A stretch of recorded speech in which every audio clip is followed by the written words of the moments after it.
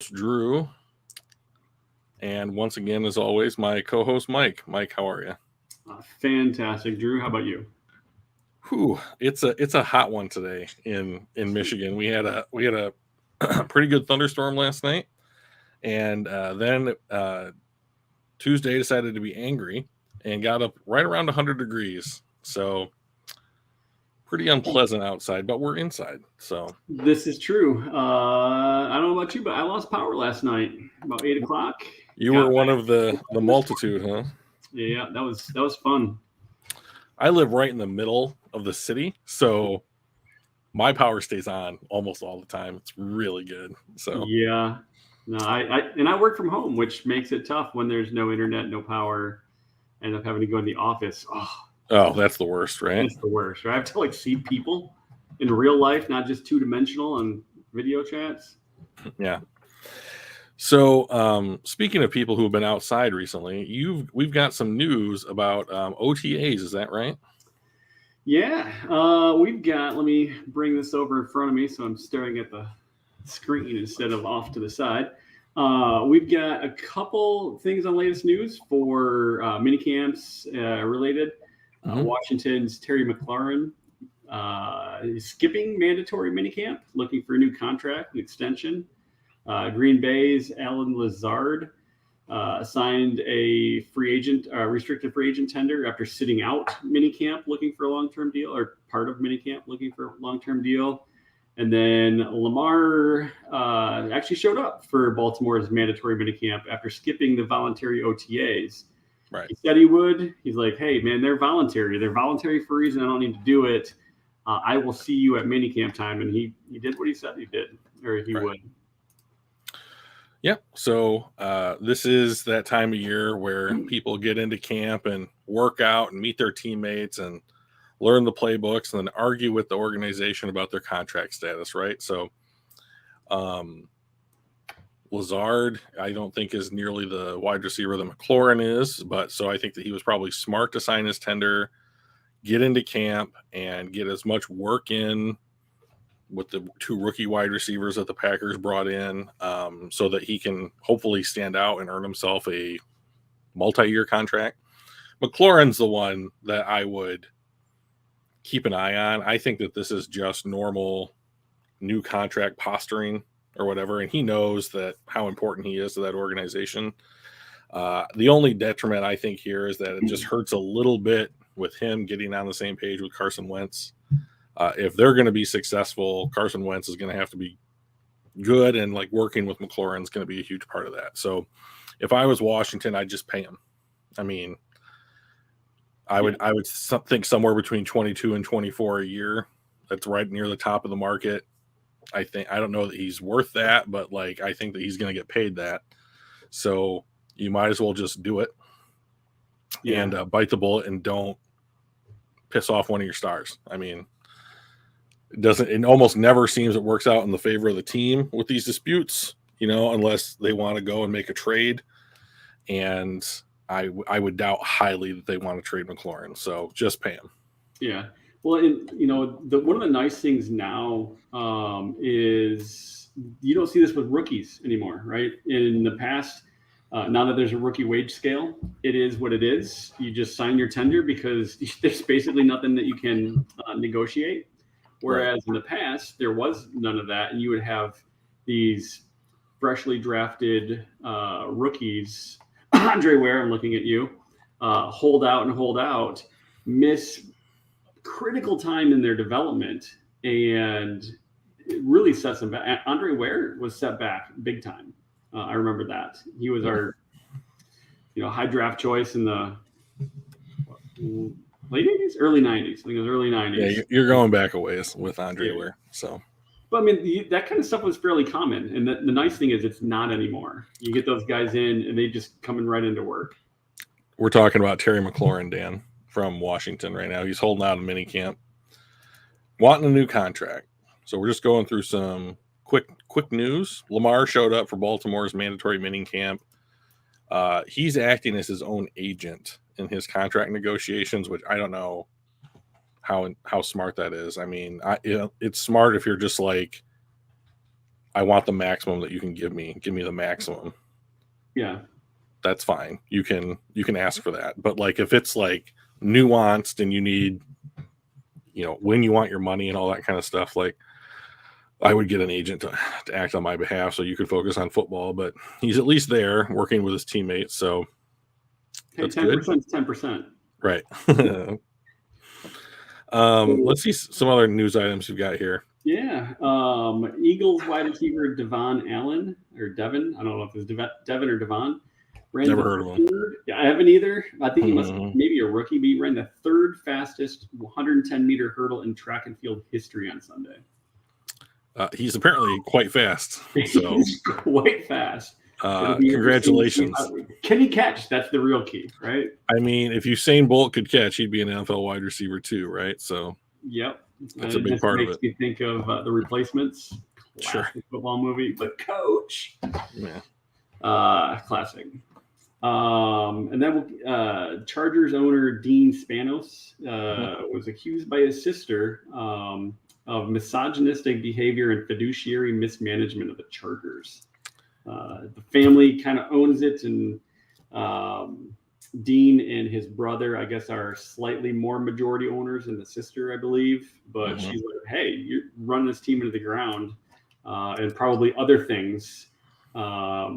And she's kind of wrestling for control a little bit. So I found that interesting. Why can't NFL owners just be good people and do good things? There's so many ownership issues in the NFL. Well, usually it's people that end up with this amount of money, like CEOs of like Fortune 500 companies have more in common with like the brains of serial killers than they do like saints. So, true. I mean, getting to the top is very difficult. And then once you're at the top, like who else is left to fight with? But a lot of ownership disputes. A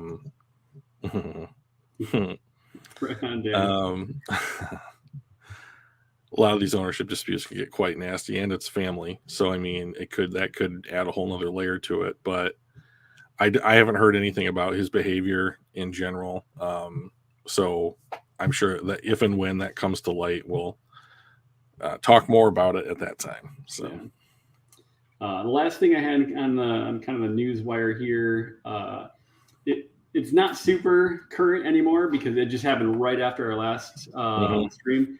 Cooper Kupp got paid 3 years, $80 million. 75 guaranteed. Yeah, that's the most guaranteed by a wide receiver in history. Yeah. So he's worth that as far as I'm concerned. Like, he is clearly the most important wide receiver on that roster on a team that is dedicated to throwing the ball. And he's great. And the way that I think about this from his point of view, like, he was a 3rd round pick out of Eastern Washington, I believe. And so his contract was nothing. Like, Amon-Ra St. Brown was a 4th round pick. And I think that we are paying him like $1 million a year for 4 years. Like, the year that he had as a rookie already pays for his entire contract. So I think that what Cooper Kupp has been able to do, being a 3rd round pick, warrants this kind of like high guaranteed money, because he's basically making up for his rookie deal that he didn't get, that was worth, let's zoom in a little bit here. Yeah. So one of the kind of the transition, because I think our main topic today is going to be fun, which is Les Snead and his mantra. Yeah. F them picks, baby. Right. And obviously with the big signing of Stafford, got a $40 million per year extension. Donald became the highest paid non-quarterback in NFL history. Yeah. Cooper Kupp just got paid. And everybody's like, what, the cap doesn't matter to the Rams? The NFL just lets them run wild? But it's really interesting when you actually look at the contracts and how they can actually do that. They saved $13 million by throwing just Brinks truck after Brinks truck after these guys. So the Rams, we are going to be talking about their philosophy today on the stream. It's going to be the majority of the stream. And their philosophy is a lot more complex than it looks at first glance. And there's a lot of moving parts to it. But if you can do it, like you can acquire a team with absolutely elite talent, and we're going to talk about how they did that today. Yeah. So one Dan asked in the chat, he's like, didn't Stafford's contract have 2 out years? Yeah, those are void years. They're added on to the back of contracts solely to like increase the denominator on the deal, so that you can spread the signing bonus money evenly over the complete term of the contract. So let's just use round numbers here. Let's say they gave Matthew Stafford a 4-year extension for $120 million a year, and like they made $100 million of that his signing bonus. They could spread that $20 million, instead of giving it to him all in 1 year and having it count against the cap. They can spread that over 5 years and reduce his impact on each year's cap. But in the back end of these 2 years, these 2 void years, which are quote unquote not real years where he's going to be on the roster, they are still going to be paying him. So this is where the downside to this philosophy comes in. When you see void years added, you might as well think to yourself, this is a year that player's not on the team, that you're still paying him as if he were on the team. It's throwing dead money later on instead of dead money now. Kicking the can down the road is the term that you hear a lot. So like when you hear the term restructure now on contracts, what they're doing is they're converting money from the back end of a contract into a signing bonus so that they can prorate that money and spread it over the contract. So this is how a lot of restructures work now. So like there's usually like a soft restructure or a hard restructure. So a soft restructure, you're not adding years. You're basically just taking money off the back end of the contract and like paying them up front with it as kind of like a thank you bonus for having a good year. But a hard restructure is them effectively saying, you have the lifespan of your contract. We're going to add void years, but then we are going to basically give you a big signing bonus that's going to take place this year. So to reward you for your good play, or your all pro, or your all defense, or your Pro Bowl, or whatever accolade your Super Bowl win. And then we're going to be able to spread that money out, even though we're giving it to you, a lot of it up front. We can spread that money out over 4 years as opposed to, say, 2 years. And that helps our cap situation. And it's the only way that these teams like the Buccaneers, the Eagles, the Saints, and the Rams, and even the Packers can maintain their cap numbers and yet give these exorbitant contracts to their stars.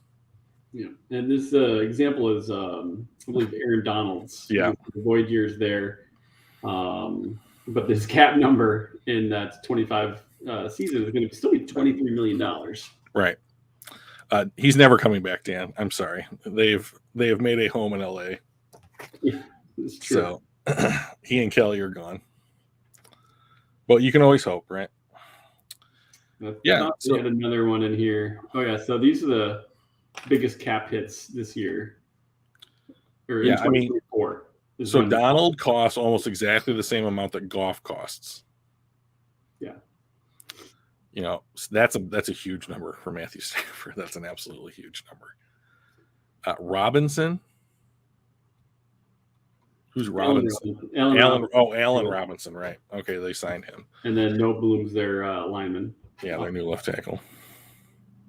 Oh, does he? That's neat. It's for sale. I don't know if he sold it yet. Dan Orlovsky probably rushed to buy it. So that's a good article about how the Rams are kind of able to do this. And so whenever you're ready, Mike, we can jump into how they're able to do it. Yeah, let's do that. I threw the link to that article in the chat. I find it incredibly interesting. That's good stuff. You can throw that much money and then have essentially free up $13 million just this contract or just this year. Mm-hmm. And all of a sudden now you can afford to pay for Odell Beckham if he gets healthy and all that kind of stuff. So, right. Yeah, so I guess the question then, Drew, is you said there's a lot of moving pieces. It's a lot more complex than just, F them picks. Right. What do you mean by that? Well, I guess the way that I wanted to start this conversation was you and I both play a game called Magic the Gathering. And you went to what's called Friday Night Magic a while back and talked to another player, and he said something to you that kind of riled you up a little bit. What did that guy say, Mike? He was talking about the Cincinnati Bengals fan, and he was talking about the Rams saying they were the best team money could buy, right? Though it was a negative thing, right? And that drove me nuts because I want the Lions to have the best team money can buy. That's the entire point, is to have the best team your assets can buy. And what really drove me nuts was the fact that the Bengals actually wildly outpaid for non-draft picks compared to the Rams. But so that was the thing that kind of got me riled up. Gotcha. So this term, like this idea that that's the Rams have put together the best team money can buy, is 100% what you should do if you're a front office. Like, congratulations, you've achieved what your job is. And so I wanted to talk a little bit about that. So the whole philosophy of I keep wanting to call them the St. Louis Rams, but that's wrong. They're the Los Angeles Rams. Their whole philosophy is to have absolutely elite players at key positions, and they do. So, like, Jalen Ramsey is the best cornerback in the NFL. Matthew Stafford had his best year and has been near elite for almost his entire 13-year career. Aaron Donald, one of the best defensive players the game has ever seen, right? And then they add other elite talent, like they find Cooper Kupp, and then there's just a litany of guys. There's a litany of guys that they have either acquired or drafted over the years that they've added to this team to support their core group. Okay. So that's the first thing to know. The Rams want absolute elite talent at key positions. So this goes back to our positional value, our discussion, like on our first podcast. So first of all, find your blue chippers at the best positions that you can. That's number one. And so how do you acquire those players? So the number one way that most teams would approach that would be to draft them. Okay. So in 2016, the Rams decided to completely change that philosophy, and they made a trade up with Tennessee to get the number one overall pick in the draft so they could draft Jared Goff, number one. And they gave up an absolute ton of draft capital to do that. And this is something that you will see the Rams do time and time again, is that they will quote unquote overpay in draft capitals to acquire proven NFL talent. So they acquired Jared Goff. Now they feel like they've got their quarterback. They had drafted Aaron Donald previously, and they went out and then traded for Jalen Ramsey, but they have traded for and traded away other key talent on their team getting up to their Super Bowl run. So, like, just to run through it really quickly, they traded for Von Miller. They gave up a 2 and a 3. They traded Kenny Young in the 7th to Denver for a 6th round pick. That's just one of their transactions. They went out and traded 2 picks for Sony Michel. In 2018, they traded for Brandon Cooks. They traded for Marcus Peters. They traded for Aqib Talib. And it's not just adding players. They'll trade players away from their team too, like Robert Quinn, Alec Ogletree. They traded for Sammy Watkins back in the day. And of course, like, the ones that are still on the team are basically Jalen Ramsey and Matthew Stafford. So we just acquired Allen Robinson too. Yeah. So, yep. And they signed Allen Robinson. They signed Bobby Wagner. That's true. Those were signings, not trades. Right. Yeah. So, but we're going to talk about those because those kinds of things are a departure from another key portion of this philosophy that the Rams have been able to keep up over the years for the better part of a decade. And that is compensatory picks. I always have trouble saying that. That's okay. So first thing, get elite players at key positions. How do you do that? Trade draft picks, which most teams in the NFL overvalue because they're kind of like question marks until you actually sit there and draft a guy. So, like, here was the trade for Jalen Ramsey. So Jalen Ramsey's in the middle of his rookie deal, and he tells the Jaguars that he wants to get paid, right? And instead, the Jaguars are like, well, we're not going to pay you. And so then here come the Rams knocking, and the Rams said, hey, Jacksonville, we will give you 2 first-round picks, one in 2020, one in 2021, and we'll give you a 4th rounder in 2021 as well for Jalen Ramsey. 2 firsts and a 4th? Oh, my goodness, say the Jacksonville Jaguars. Sure, we'll do it. So they trade the game's best young corner, not even in his prime, to recoup. I mean, they spent the number 5 overall pick on Jalen Ramsey. I mean, like, come on. So when we did this last week, 2 1s and a 4 for Ramsey, right? Those 2 1s and a 4 turned into Clavon Chason, Travis Etienne, and Jordan Smith. So if you were the Los Angeles Rams and you came up and you're like, hey, we're going to trade you Clavon Chason, Travis Etienne, and Jordan Smith for Jalen Ramsey, would you do it? No. Of course. Of course not. But when you trade the question marks, okay, Dan. I probably would. Like, none of those guys are at his caliber. Right, that's the point. Right, like, so I would absolutely trade those 3 for. Oh, are you saying from the other team's position? Right. Oh yeah, no, I mean, I would still keep him if I was. And that's the point. Yeah, and that is the thing that the Rams have been able to do, which is to basically trade on this idea that the teams overvalue first round picks. Yep. They are perceived to be more important than the players they actually turn into most of the time. Because every draft pick, no matter how certain it is of a pick, is still a risk. Yep. And so this philosophy eliminates most of the risk that draft picks are associated with because they're just spending them in a different way. So as far as I'm concerned, they steal Jalen Ramsey from the Jacksonville Jaguars and they pay him because you're going to have to. Right. Okay. So then they try that. Now they have Jalen Ramsey and Aaron Donald. Leonard Floyd is a good player, complimenting him. They make a trade for Matthew Stafford.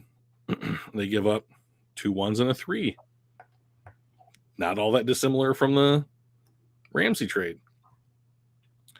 And they upgrade at quarterback from a quarterback who 4 years ago, they had traded up significantly to get to number 1 in order to draft, signed him to a $100 million contract extension, and then traded him. Yeah. So when we were talking about the sunk cost fallacy, you don't want to keep throwing money at a problem, like the Rams simply do not believe in sunk costs. Like, oh, it's not working out, done, we're moving on. That's their mindset. And it served them very, very well. So it's because they're looking at it logically, not emotionally. Right. Right. To kind of put it in a slightly different perspective, I know you're not as big of a hockey fan as I am, but it's a little bit different. They have a hard cap, so in their guaranteed contracts, which is the big difference between NFL and NHL, is the guaranteed. You sign someone to a dumb contract, you're paying that dumb contract the entire time. There's no cutting. There's no guaranteed versus not guaranteed. And, one of the things that can get pretty hairy in the NHL is getting stuck with contracts that you can't get rid of. Mm-hmm. And in the NFL, you do have some of those opportunities to just cut bait. Right. So, and that's what the Rams have shown that they're willing to do. They've traded 4 players like Aqib Talib and Marcus Harris. They traded away Marcus Harris, and like 11 days later, they traded for Jalen Ramsey. So there's always this idea that we're going to keep getting better. Well, you can't get any better right now than Jalen Ramsey at corner. Yeah. You can't get any better than Aaron Donald at defensive tackle. Like, they're absolute game changers unto themselves, and they happen to play on the same team.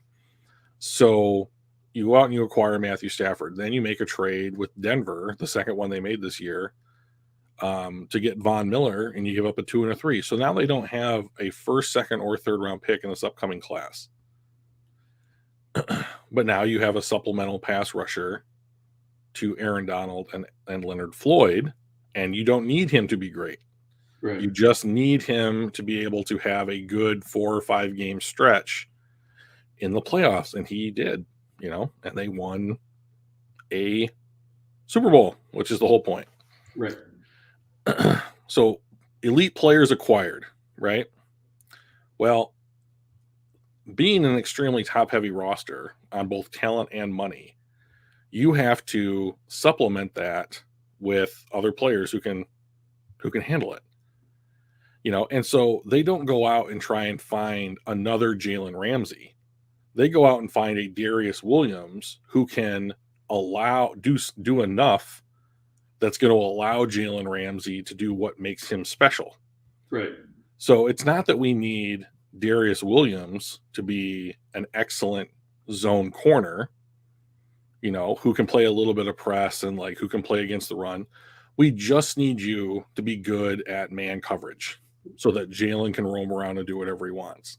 Well, that talent identification is something that they're really, really good at, right? They're exceptional at it. Right. So, because the trick to having a top-heavy roster is, like you were saying, you have to fill them out. You have to fill out the rest of the roster. So what do you want? You want somebody that's 75% of what Jalen Ramsey is, but at 40% of the cost. Right.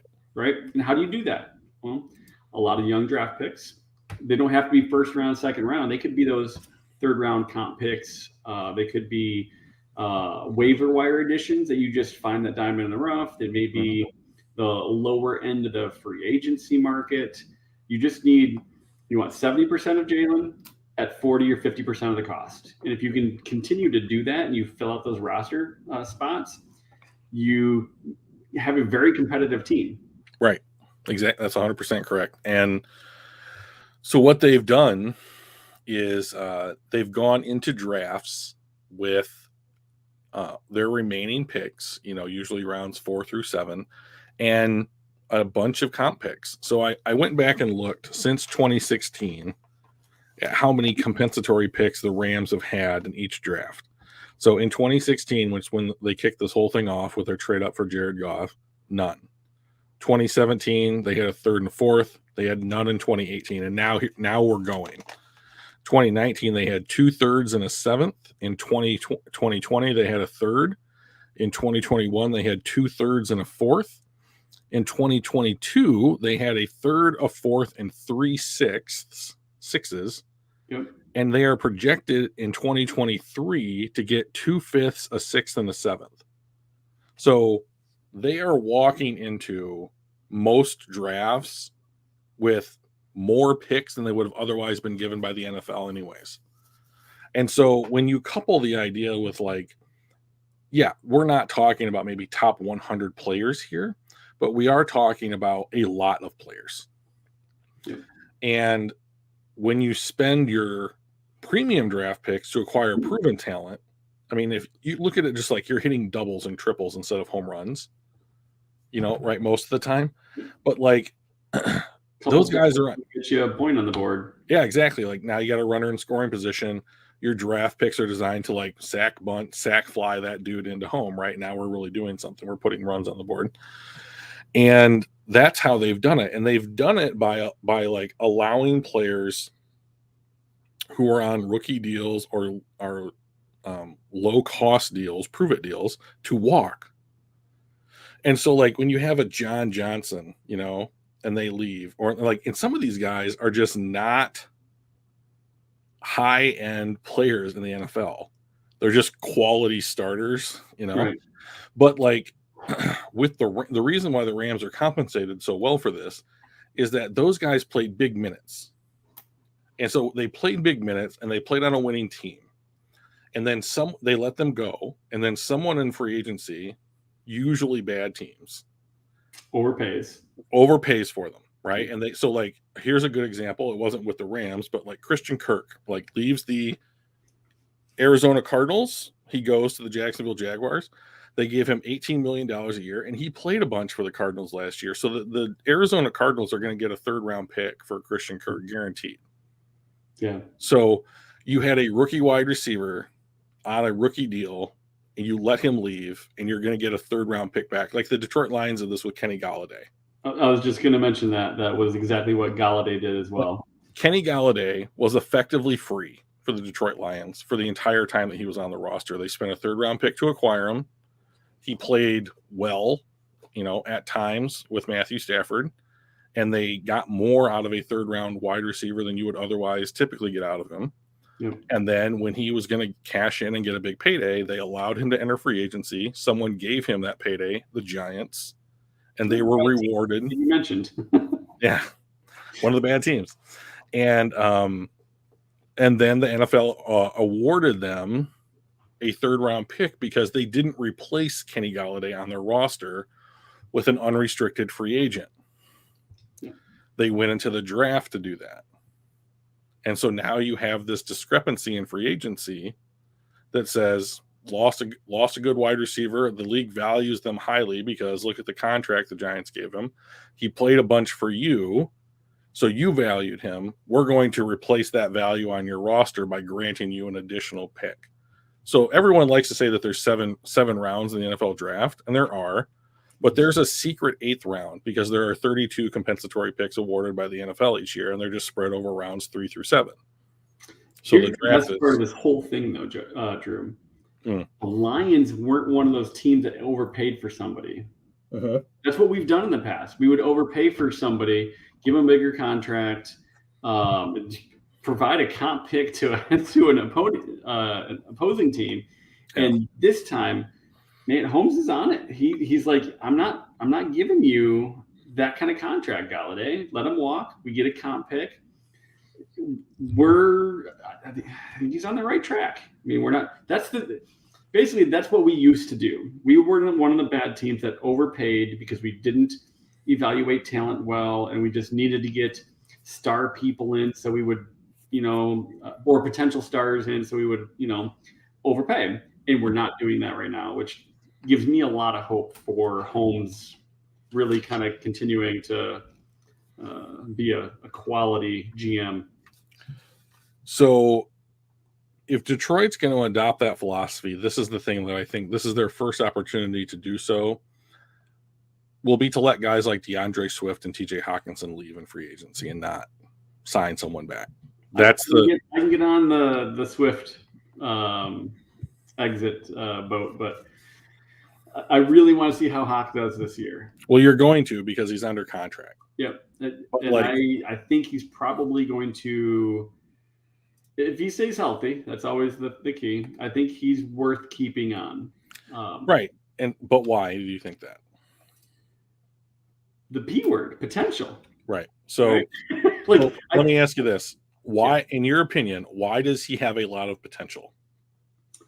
I've seen enough flashes of it when he was healthy that I don't think they were flukes. Mm-hmm. The trick, of course, is just staying healthy.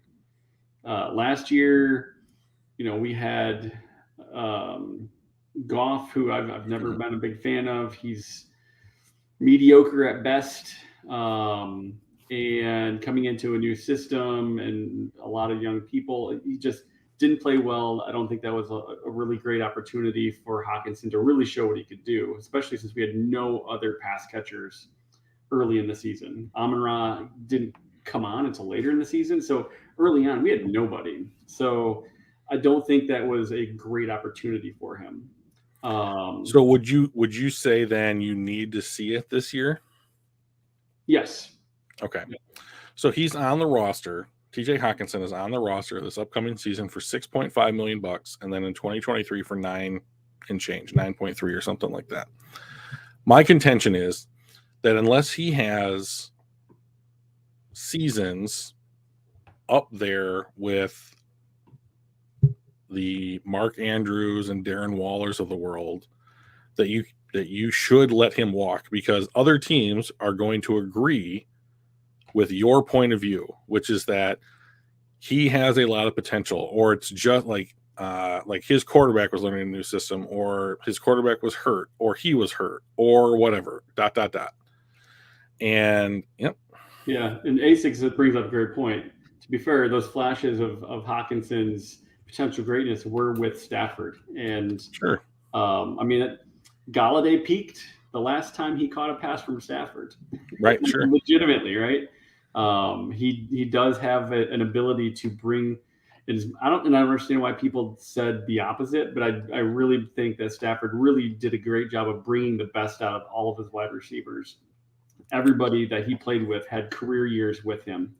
They'd go somewhere else, they'd get worse. They were worse before they came here, and they got better. Like, hell, even Danny Amendola had his best year with Stafford, not with Brady, which, I mean, so, yeah, I mean, ASIC brings up a great point that he's got to show it with Goff, not just with a guy like Stafford dropping the dimes in there. So, but here's the point that I'm trying to make. If the Detroit Lions are going to emulate the Los Angeles Rams in this respect, they have to be willing to let people walk. And if you're going to maximize their value, as far as compensatory picks are concerned, the players that hit the open market that teams are willing to pay for are young players, and both Swift and Hawkinson would be 25 and 27 or 28 years old, so not yet 30. And if someone, like, let's say he goes to the Rams, like, let's say Hawkinson in 2024 hits free agency and he goes to the Rams and they give him like a 3-year, $48 million deal, something like that. Cool, great. Yeah. Like, if you go back and you look at the production that TJ Hawkinson has had thus far in the NFL, you do not need to spend a top 10 pick on a tight end to warrant the same level of production. Okay. And the only way that you are going to get a rebate on spending a top 10 pick on a guy who has not performed like a top 10 tight end in the NFL is if you allow him to walk and he gets signed to a decent contract by another team. Yeah, you get a comp pick. Yeah. Right. And so, like, as I look at the Lions roster, I look at the players who might be in a position to warrant a contract that would bring back a comp pick of note. And so the players that I think could possibly leave after their rookie deals are Hawkinson, Swift, and Jeff Okudah. If he, for whatever reason, doesn't pan out and someone will still probably pay, $10 million a year, right, for him on upside because of whatever reason. He got drafted by Bob Quinn, or he had soft tissue injuries, or they changed the scheme on him, each of his 3 seasons or whatever it was, So the idea, though, is that, so I would say that Brad Holmes has drafted well thus far in his 2 drafts throughout the drafts, rounds 1 through 7. And so at some point, though, you are going to need to make decisions at certain position groups, and then you need to go into the next year's draft with the idea that you're going to replenish at a particular position group or multiple position groups. So, like, if he is really coming from this Los Angeles Rams mindset that Les Snead has put into play, I'm interested to see when he might start doing that. Yeah. So A6 says, would a player like Hawk have enough value to find a trade partner before 23 for maybe a second-round pick versus getting a comp pick in free agency? Yeah, I mean, I think that is a very realistic approach to a player that may not be on the roster, or you're not 100% certain would be on the roster. Now, maybe the Lions absolutely love TJ Hawkinson, and there's no chance they'd be willing to trade him. That's always a possibility. But if you're like, we're leaning toward letting him walk at the end of his rookie deal, then in like year 4 or year 5, you would probably have conversations or canvass the league and say, hey, is anybody willing to give up a 2 for this guy so he can come in and help you this year? And then you can, get his 5th year option, or you can, have a contract extension discussion with his agent or what have you. Yeah, that's absolutely feasible. I think the key on this question here, though, is I don't think we're ready to do that yet, because I think the coach, I think the players, and I think our schedule is all on board with we could make some serious noise this year, and they need a guy like Hawk on that team. If they think that they could be a playoff quality team, they need a guy like Hawk in there. I think him not being there drops them down to just potentially just missing the playoffs versus just making the playoffs. So maybe week 5, week 6, if we don't, because we got what, the 5th easiest schedule. So maybe by week 5 or 6, we lose a couple of games we should have won, and all of a sudden the playoffs, when you're projecting, you're like, oh, we could potentially do it. All of a sudden, just looks too far away, and then I think maybe there's an ability to ship him off to some place that is a better than average tight end, maybe not elite, but a better than average tight end to help them out, take a second for him. The Rams could even potentially be. Reunite him with Matt Stafford. Yeah, 100%. They lost. Well, see, here's the thing. Yeah, Higbee, and he's mediocre. I would put Hawk as at or above Higbee. Yeah, so, but I think that I'd agree, but I think that he's closer to Higbee than he is to Kittle. Oh yeah, I think so for sure. Yeah, so like he might be a rich man's Tyler Higbee or CJ Uzomah, but that's who I think TJ Hawkinson is. And and if you look at one of the reasons why players like Darren Waller, George Kittle, Travis Kelce are so valuable is because they were taken in like the 3rd, the 5th round.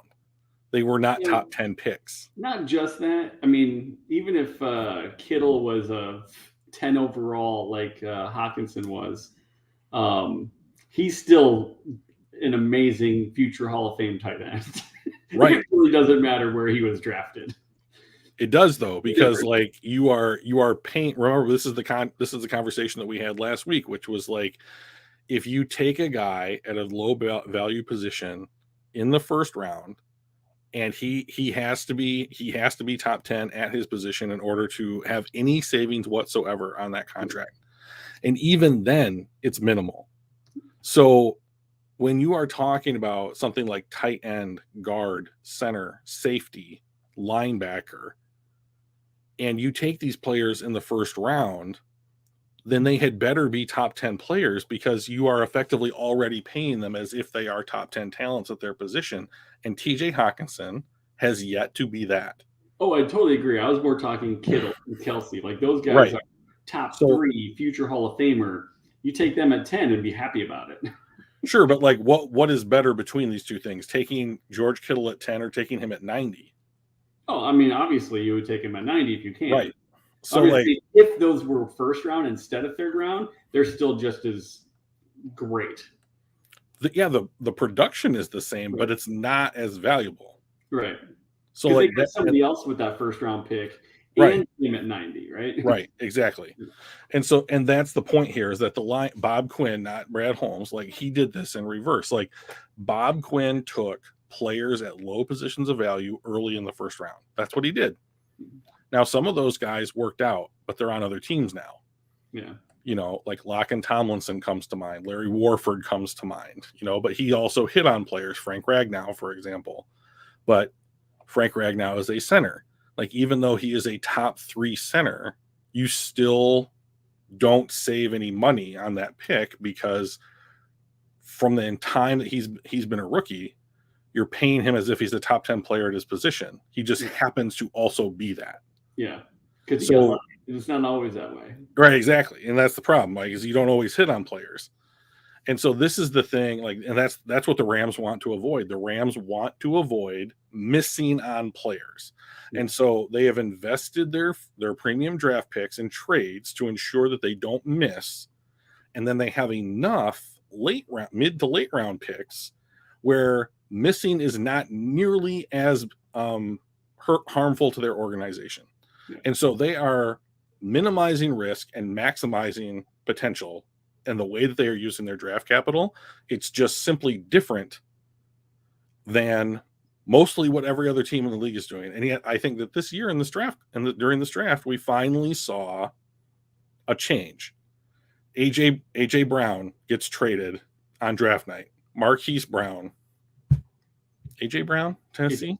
AJ, yep. Marquise Brown, Hollywood Brown from the Ravens, he gets traded on draft night. And then we also saw Tyreek Hill get traded, Devontae Adams get traded.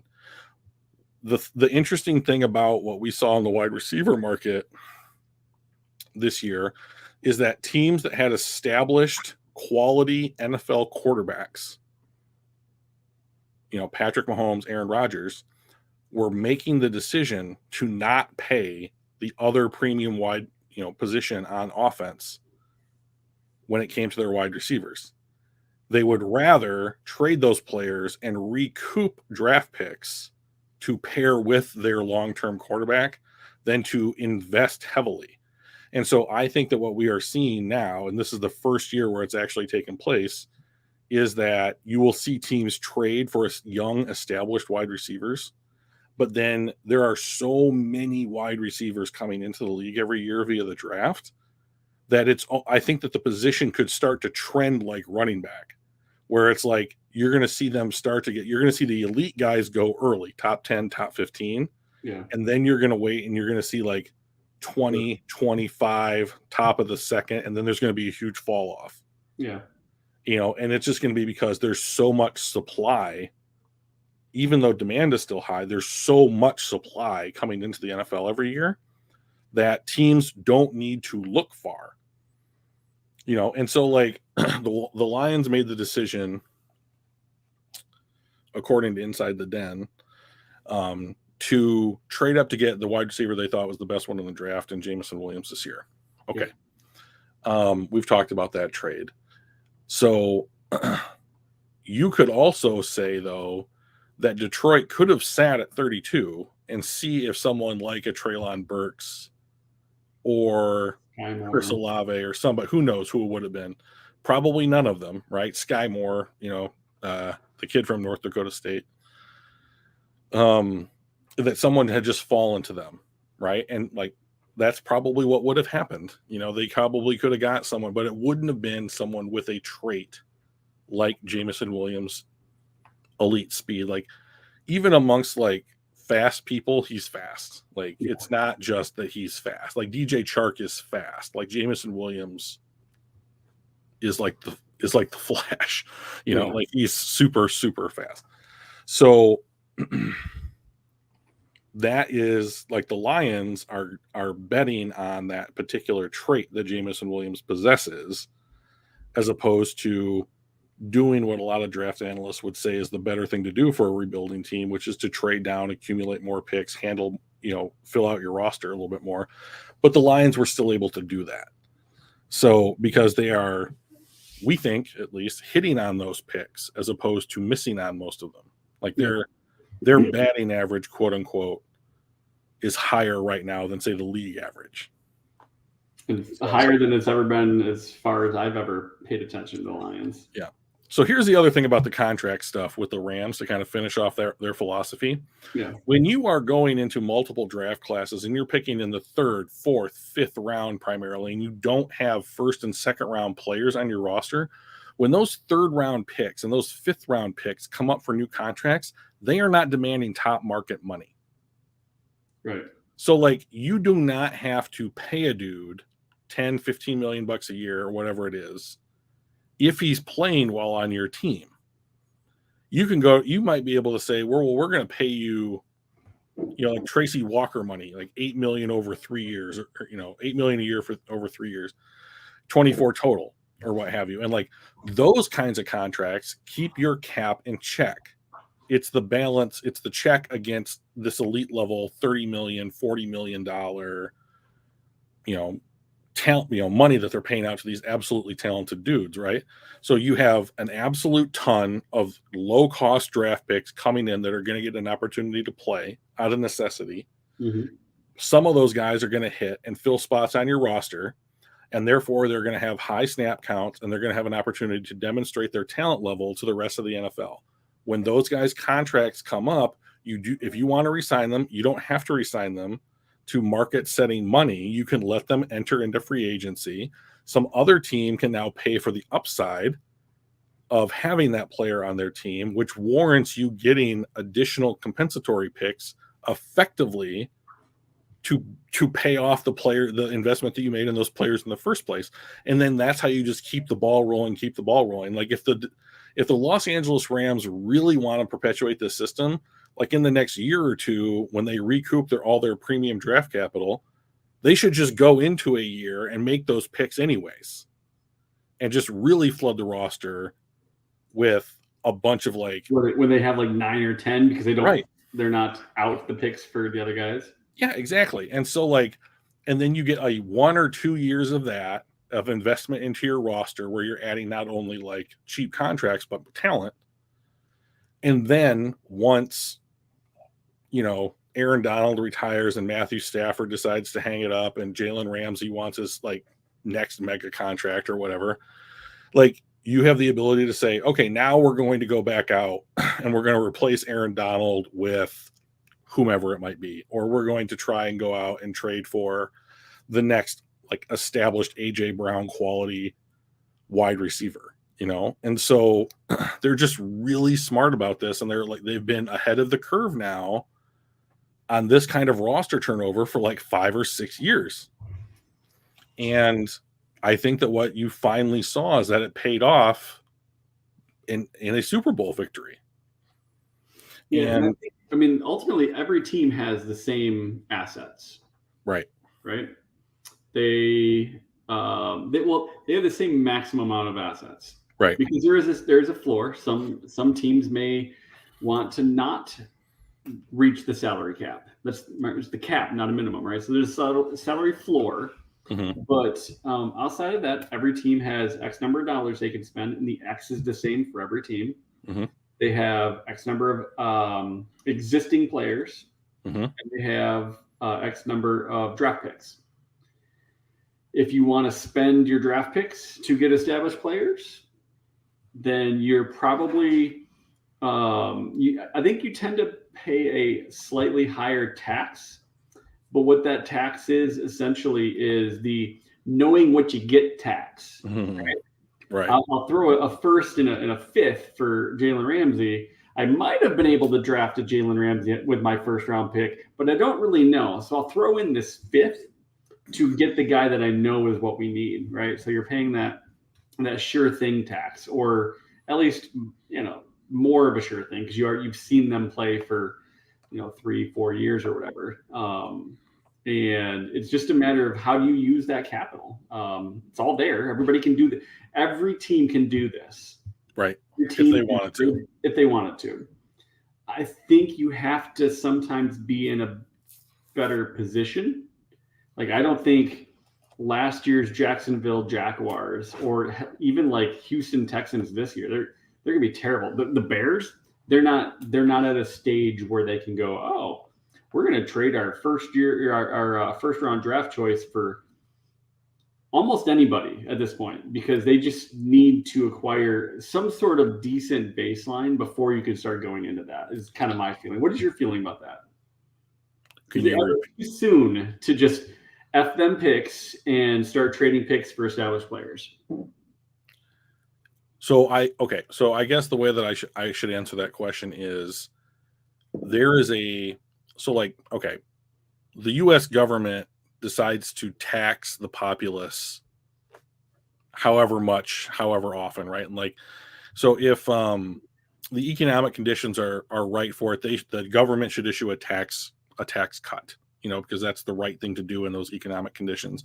And then if the economic conditions change and it's time for a tax increase, they should do that because that's the conditions are correct for it. And so as long as they are doing those things based off of like what the market is telling them to do, I don't have a problem with it. And so every team is a different set of circumstances unto themselves. So what the Bears are doing, as opposed to what, say, the Denver Broncos are doing, are wildly different philosophies right now because the team is in a different place. So that's a long way of saying the Rams are in a position right now because they have acquired elite talent at the positions that they needed it to be, and they are churning out compensatory picks at a rate that only the Baltimore Ravens can rival. And going into this next draft, Baltimore, for the first time since compensatory picks have been awarded, do not have one. So every cycle has an end. And I think that one of the problems that you see in roster building is not identifying when you need to change your philosophy on roster building. So the clear example, I think, this year in the NFL is the New Orleans Saints. So the New Orleans Saints in 2017 have a draft class for the ages. They hit on all of their picks. Every last one of them became like a top 10, top 15 player at their position, right? Alvin Kamara, Trey Hendrickson. There was a lineman in there somewhere. I don't know. But like all of their picks were great. And it like literally became the core of their team out of one class.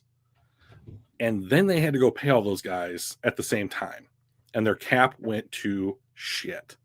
So like New Orleans still thinks that they are a team that can compete for a playoff spot.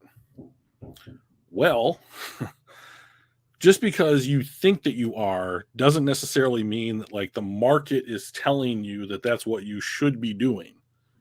So like New Orleans is one of these teams that like exemplifies this like kicking the can down the road. Like they like last offseason, like the 2020 offseason, they had to, okay, good. Thank you, Mike. So like, look, Marshawn Lattimore, Ryan Ramczyk, Marcus Williams, who's now a Baltimore Raven, Kamara, Anzalone, a Lion, Trey Hendrickson, a Bengal, and then Al-Qaid Muhammad, who I believe is now in Chicago.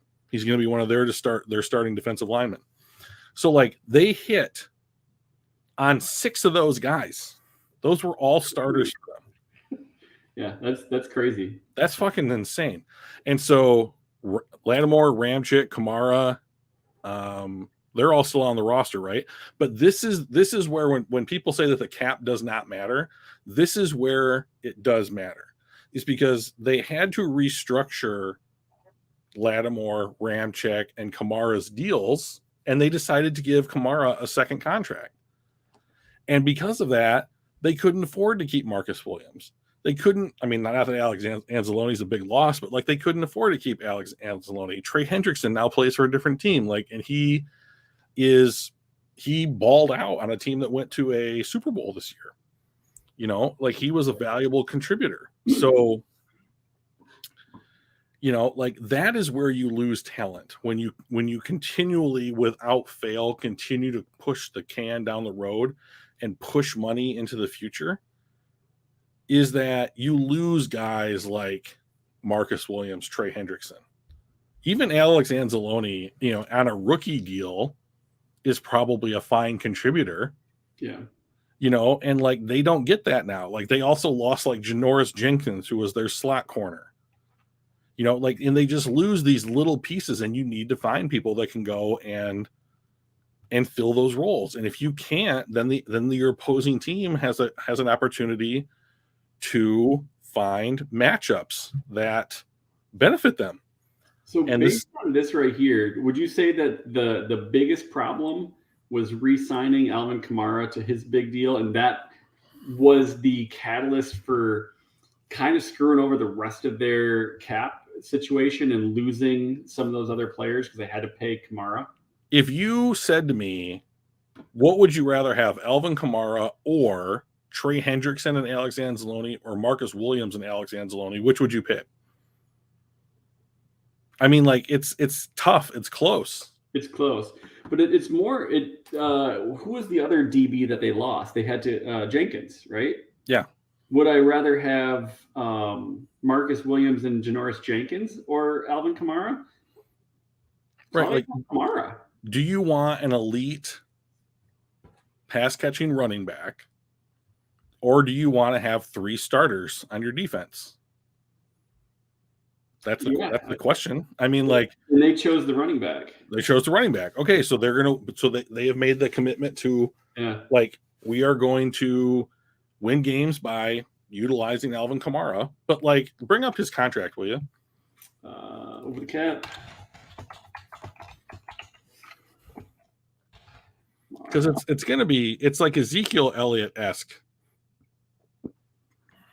All right, let's see what he's got here. Okay, there we go. So this year he's going to cost them $6 million. And then let's look at the next 3 years. 16, 16, 27, and then the void year, just to spread stuff out a bit. Mm-hmm. Do you want to pay Alvin Kamara $16 million ever in a year? Ever? I mean, maybe 16, but certainly not 27. Well, for sure, right? But like when I would pay $16 million if he was the difference between a Super Bowl possibility and not. I don't think they're that close. Right. Because in part of the rest of this. Right. Like the signing bonus and then what's happening down the road. And I think that put them a little bit further away. But bring up Ezekiel Elliott's contract. Just go to teams and then go to Dallas, and it's gonna be the easiest way. Teams. Yep, just click on it. Click on Dallas. Am I just not left hand column halfway down? Yeah, there. We'll figure it out together, Mike. That's what our podcast is all about. All right. Oh Lord. Yep. We lost A6. He's gone. Oh. But like, okay, so like they paid him $18 million last year. Yeah. No, 6. Do you want to pay Ezekiel Elliott 18, 16, 14, 17, 16? I mean, there's no void years in that deal. Yeah, there's no. That's ridiculous. Yeah, no, that is hamstring them for the next 5 years. Right, and like you know who they picked. You know who was on the? Oh, he's still here. There he is. Woo! Thank goodness we're not by ourselves. So, you know who they picked? Who was still on the board when they made this? When they made this pick, Mike? When they picked Ezekiel Elliott. I don't. You know who was picked right after Ezekiel Elliott? 2016 round 1. Who? Jalen Ramsey. This is why you don't do it. Because this is the whole philosophy of don't draft a running back early, regardless of how good they are. Because they had him on a rookie deal. Mm-hmm. They could have had Jalen Ramsey. Same price. Right. They re-sign Ezekiel Elliott to this ridiculous ass contract extension. And he is going to be an absolute fucking cancer on their cap status for the next 4 or 5 years. Yeah. You know, and so like, and what's happening right now to Dallas is like, they lost La'el Collins. Like they lost Connor McGovern. You know, like they can't afford to pay these like people on their offensive line. Like these are the guys that make Ezekiel Elliott worth having on the team in the first place. Yeah. And now they can't afford to pay these guys because they're paying this dude. And he's 8.3% of their cap. Yeah. And like, you know whose contract extension's coming up here in 2 years? CeeDee Lamb. Now click on Tony Pollard. He's here somewhere, probably down the list of ways. Tony Pollard. There he is. Yep. Take a look at Tony. Let's take a look at Tony Pollard here. A couple years younger, right? What are you paying this dude? Less than 1%, 0.5% of your cap. There have been discussions, you know, in NFL circles, and when I say that, I mean like on ESPN, on PFF, or whatever, like these kind of groups, like Draft Network, that kind of stuff, where it's like, if Tony Pollard, what percentage of Ezekiel Elliott does Tony Pollard need to be to warrant playing Tony Pollard over Ezekiel Elliott at this money? Because at this what money, is 1/15 in a percentage? If he's half of Ezekiel Elliott, if he's half of Ezekiel Elliott, you can't have Ezekiel Elliott on the roster, right? Because this guy is not only Ezekiel Elliott, he's Connor McGovern and La'el Collins together on the same fucking team. And he's 17 times less expensive than Elliott. This is it. This is in microcosm. This is the reason why like you can't re-sign Deandre Swift, and B, you cannot spend premium draft picks on running backs because of this exact mistake. When we were talking about like the halo and horn philosophy or the sunk cost fallacy when it comes to like psychology, this is how it gets played out in the NFL. The Dallas Cowboys drafted Ezekiel Elliott at number 4 overall. They could have had Jalen Ramsey. Instead, Zeke has a couple of great years. He's a big personality. People in Dallas love him, and that's all to the good, you know. But then a couple years later, they draft this kid. He falls into their lap. They're already paying Dak like $40 million a year. You know, your defense is in shambles. Your offensive line is falling apart, and you're losing people like that to free agency. And you have a dude that can effectively be Ezekiel Elliott on the contract for a 17th of what he's worth. Yeah. And you're going to have to pay CeeDee Lamb because he's more important than Ezekiel Elliott. And you could have had Jalen Ramsey. Right? He's 4.5. He's less than $4 million this year, less than 4.5 next year. I'm sure they'll probably exercise a 5th-year option.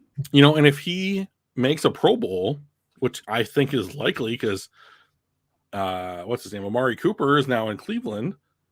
Like, he's probably going to have the opportunity for so much more production that I think he's probably likely to make a Pro Bowl in the NFC. And if he makes one Pro Bowl, he's worth the transition tag, his 5th-year option is. If he makes two Pro Bowls, he's worth the franchise tag, and then the 5th-year option is worthless. Right.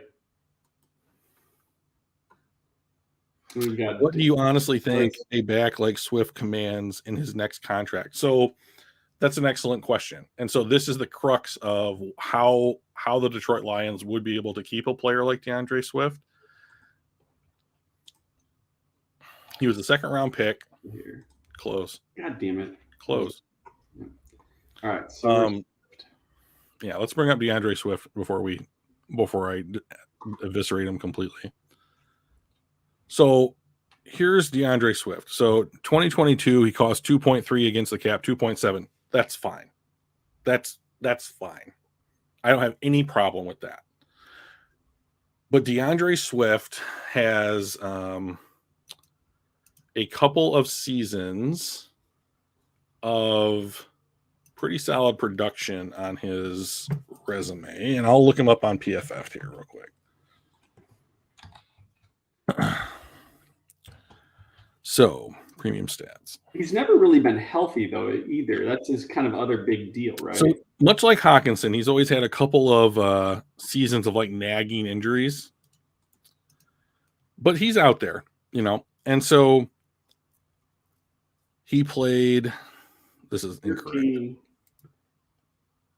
He's played 13 games in 13 games. Okay, so like I don't think there's much in the way of. That's not that bad. But it also in those 13 games, he had 521 and 617 yards. I mean, his average was decent, over 4, and you want to see over 4, so that's good. But his yards per game was, I mean, granted, we're bad, right? So that probably doesn't help. 357. So between his rushing and receiving in each year that he's been in the league, he's 1,000-yard back, like combined yards.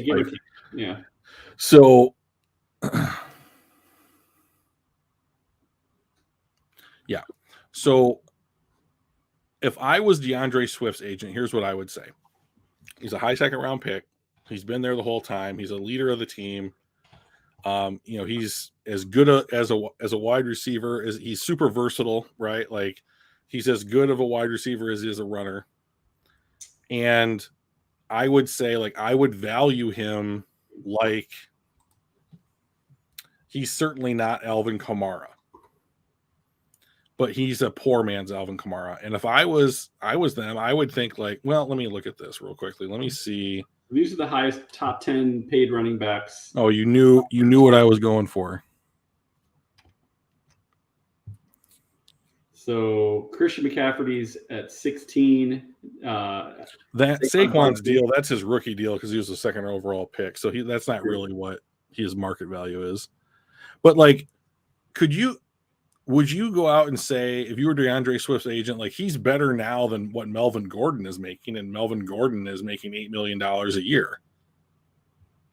You know, like if you wanted to say, like, if DeAndre Swift wanted to get paid like the 8th or 9th overall running back in the NFL, do you really think that the Lions could say that doesn't seem reasonable? I think that would be reasonable. Right. I don't want to pay him $8 million a year. Right. So like, if I don't like drafting running backs high, so like, I think that $8 million a year, to answer A6's question, is, if I was his agent, what I would ask for. And I would say something like 3 or 4 years at $8 million a year. So what is that? 24, 32 million bucks total. I mean, it doesn't sound big, but like, it's the principle of the thing. Like, if you give him 8 and he's making like 2.5 right now, sorry, only if you add void years. So even though like the annual APY, which is redundant, it's just annual is in APY, but like, even if the APY said something like $8 million a year, like that's what Tracy Walker's making. He's only making like 3 million this year, and then it's 10, and then it's 11. So my problem with the way that the annual API system works is that like it doesn't really reflect what he's being valued at, because he's being like Tracy Walker's being valued really at like we're going to extend your rookie deal 1 year at what you're making, and then we're going to pay you like a $10 million player for the next 2 years. And like, that's probably something similar to what, like, how DeAndre Swift's contract would be structured. So the thing here is like the guaranteed money and what his cap hit is going to be on the Lions roster. And to be fair, the Lions are probably going to have a top 10 or 15 pick this upcoming draft. I think I would say, and I would rather say they're going to have their own pick, and they're going to have the Rams pick in the first round, and then they will have their own pick in round 2.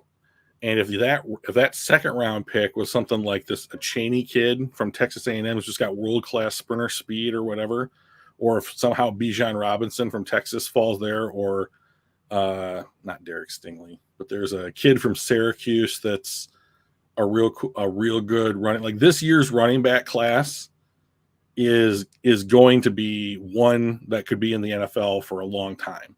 So like, if you're going to draft a running back in the first couple of rounds, this is the year to do it. In the second or third. Yeah, exactly. Right. So like, but that's and I don't even know that in most years I would draft a running back that highly. But like, if you wanted to say every 4 years we're going to draft a running back in the second round, okay, cool.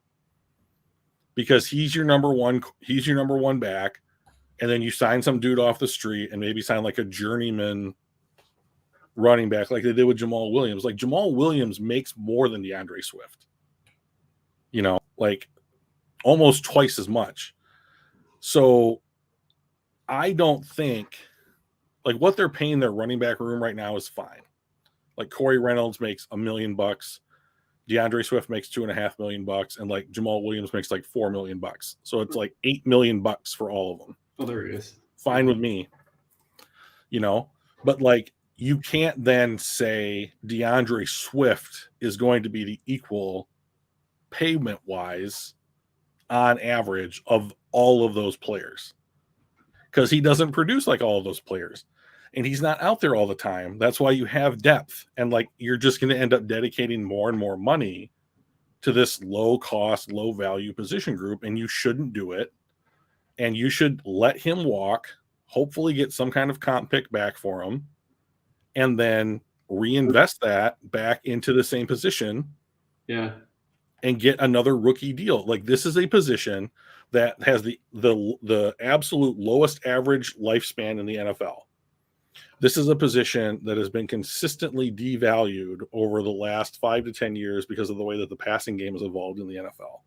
And like, to be fair to Deandre Swift, he's exactly the kind of running back you want in this kind of system. But there are so many. There's over 100 Division I college football programs, and there are 30 professional NFL teams. So if you take any of them, you're getting effectively a top shelf college running back. All that player has to do is fit into what you in particular want them to do. And if he's not there, you don't have to take him. Right.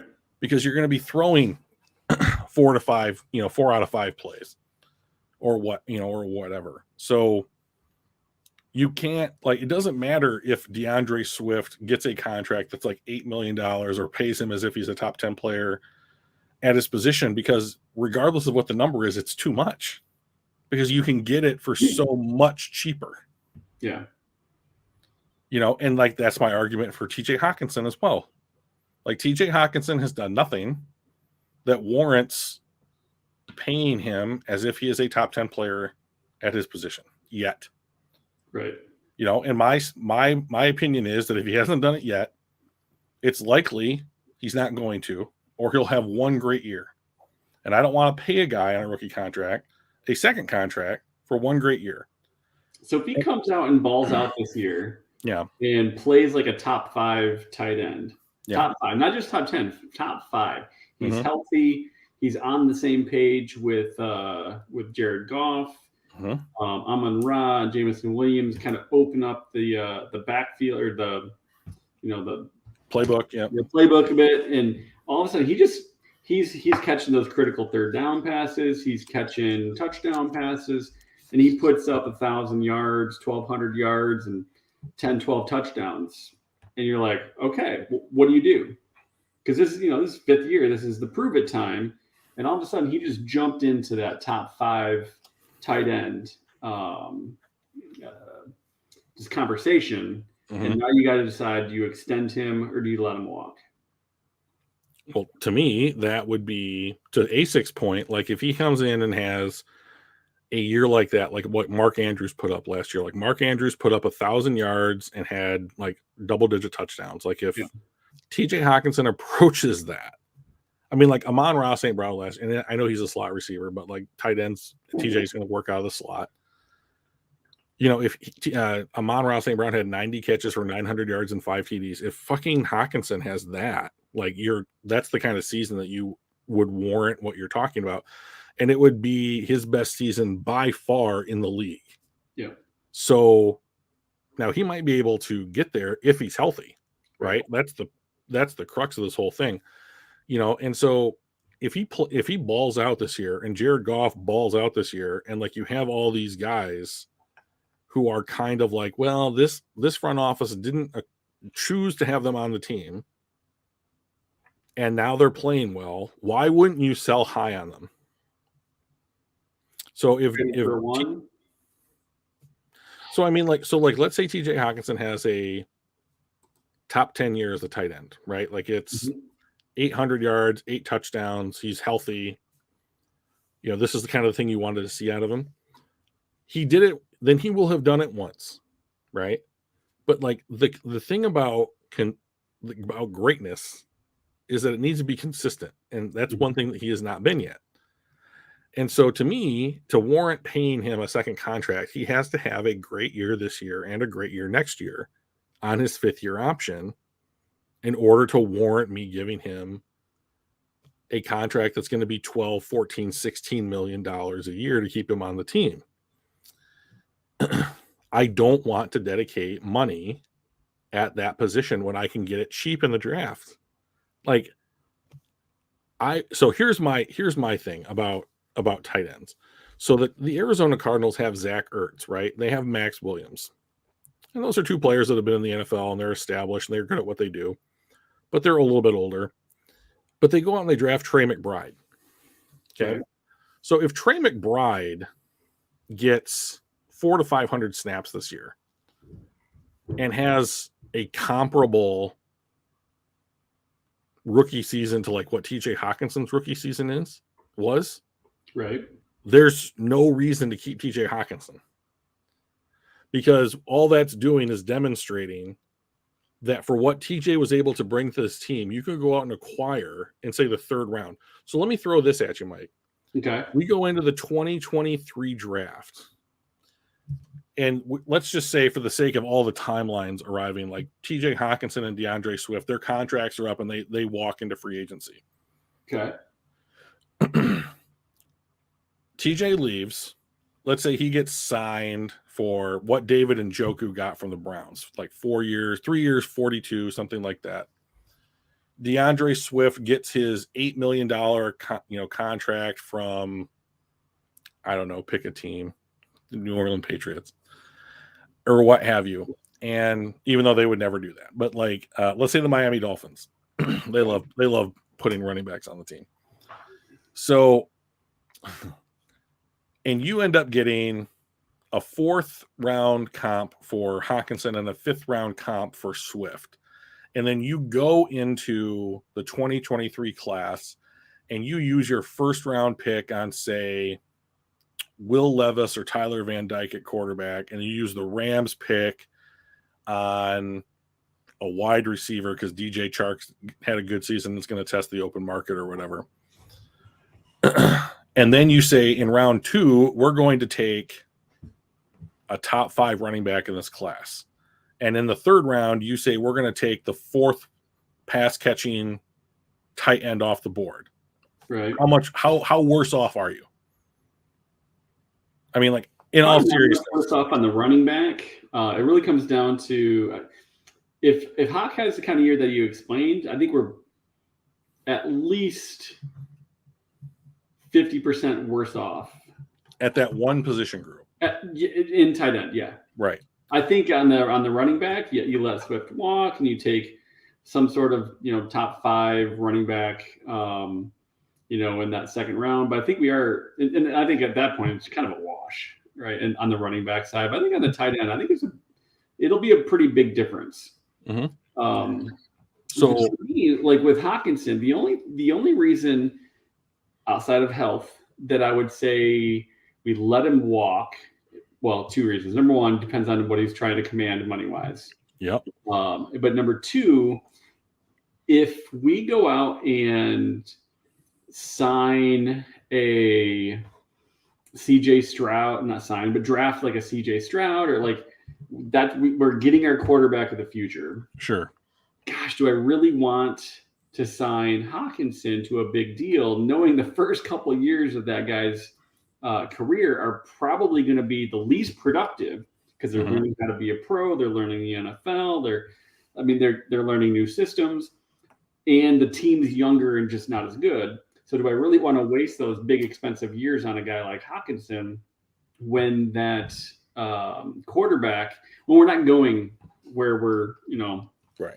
We're not going to the playoff. We're not going to the Super Bowl. Those first 2 years. Probably not. But years 3 and 4, that's when we start getting into that. Our team's good enough to make those kinds of runs, and Hawk will be not over the hill, but he's going to be certainly peaked at that point. Like, to be honest, it's cheaper for them to go 5th-year option, franchise tag, let him walk. Mm-hmm. Than it is anything else. But like, if they were to draft a rookie quarterback in this upcoming draft and got Jared Goff off the books, right? I think that you can re-sign TJ Hawkinson. Will it work out the way that you just described? Yeah, it's probable. Like, you're going to have TJ Hawkinson at his prime in the worst years of this rookie, right? However, if the rookie hits and Jared Goff's contract is off of the books, then what you end up having is that rookie contract quarterback pays for everything. Yeah. Pays for all of it. He pays for the whole rookie class. He pays for TJ's extension and probably some other shit that you want to do. Right. Because you're going to pay him, as the British would say, tuppence, for like what he's going to bring to the team. And like, if he hits, like if it's, let's say it's Will Levis say the Lions have the 12th pick in the draft, and it's Will Levis from Kentucky there, and like you bring him in, and he, you trade Jared Goff for whatever to Carolina or whatever, some team that's desperate for a QB, right? on the annual carousel trip. So, and you get a couple of draft picks back or whatever, no matter what they are. And then you say, okay, Will, it's your team. Here you go. We've got you, Jameson Williams, Amon-Ra St. Brown, TJ Hawkinson is an established player, and then whoever the other wide receiver is, maybe it's TJ Chark, or whatever. And, that's fine. And so like that is a plus the offensive line, like that is something that you can step into and not be fucked, not be Justin Fields, right? Like, so, right. And then it doesn't, I mean, you can figure out running back later. You don't need to have every single guy on the offense fixed for a lot of, a rookie quarterback to come in and be secure in what they can do. Like to be like, I'm going to add my talent to the game plan and we're going to see how that works out. Like it's not Justin Fields. Justin Fields is running for his life and has no one to throw the ball to. Right. So if they draft a rookie and they were like, you're going to start week 1 by Jared or whatever, then it really helps their books. It lets them keep guys. And like when they come up with the Penei Sewell extension, when they come up with the Jameson Williams extension, the Aiden Hutchinson extension, and all those other things, the timelines are going to line up better to get some of those guys their second contracts where it's not going to absolutely decimate the team like the Calvin Johnson, Matthew Stafford, and Ndamukong Suh contracts did. So right. They're going to here's the one problem that I foresee in the future with the way that the Detroit Lions have been drafting is that all these timelines coalesce at the same time. Yeah. And like you don't need to stagger out those big contracts. Yeah. 2025, you're going to have to pay dudes. Like when Penei Sewell's deal comes up, you can't have Taylor Decker on the roster anymore. Like it just so happens that like Decker's contract runs out right when Sewell's extension is going to kick in. Yeah. So you can't re-sign Decker. But like that's one position that I think that the Lions need to look at addressing in the next 3 to 4 years is right tackle, and so what I would like to see them do is are you moving Sewell over to the left then? Yeah. Really? Well, why not? If he gets set there, he knows he's played both, so it's not that big of a deal, I guess. But although I've heard Decker say that it's playing the other side is like wiping your butt with your other hand. Yeah, you can do it, but it's kind of messy, right? Right. So I don't know. Maybe you look for a left tackle and keep him at the right. Fine. Cool. But like, he played left tackle in college.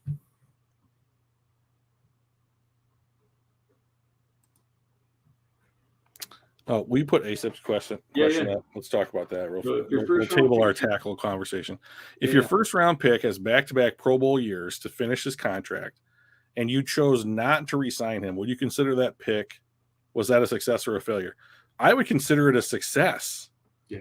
Because number one, you picked a dude who's playing now, and I understand what you're trying to say. Like, right, you're trying to say that the Pro Bowl is an accolade that's worthy of like acknowledgement and indication like that you've played well. I don't necessarily feel that way about a Pro Bowl accolade, but like your point is well received. So if you have a dude that's playing near the top of his position group, even in his own conference, like that's a guy that's actively contributing to your roster. That's a hit no matter what. It's just about from that point, are you willing to pay that guy a second contract? Yeah. So this is all theoretical. He gets it. He gets it. So, yeah. So like, here's the distinguishing line for me, I guess, A6 on your example would be somebody like say Aiden Hutchinson makes 2 Pro Bowls or Jamison Williams makes 2 Pro Bowls, right? Their 5th-year contract effectively becomes worthless because you're not getting a discount on that 5th-year contract anymore.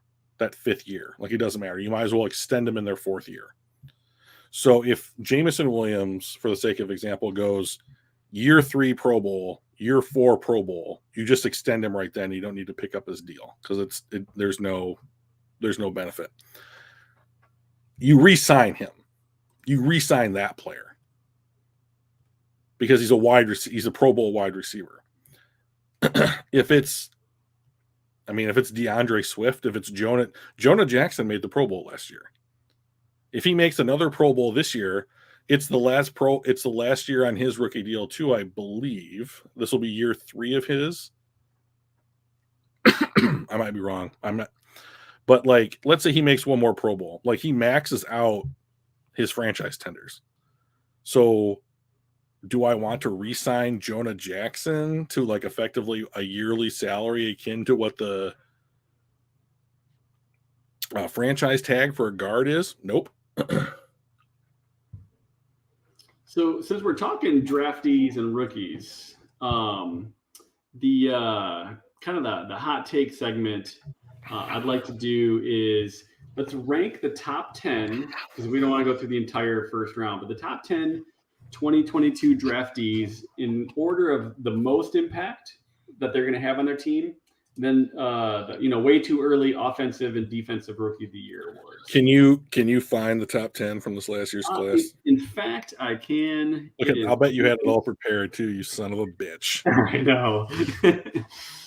I'm not only beautiful, I'm also organized. Yeah, you are. I love it. Will you zoom in on this for me? I can. Yep. If I get 2 zoomed in, you can't see all 10 though. That's perfect. So I can show you 6. Yeah, we'll scroll. We'll scroll. Yeah, not a problem. So we're saying like what kind? Okay, let's see. Ranking the top 10 draftees in order of the most impact and way too early offensive and rookie defensive.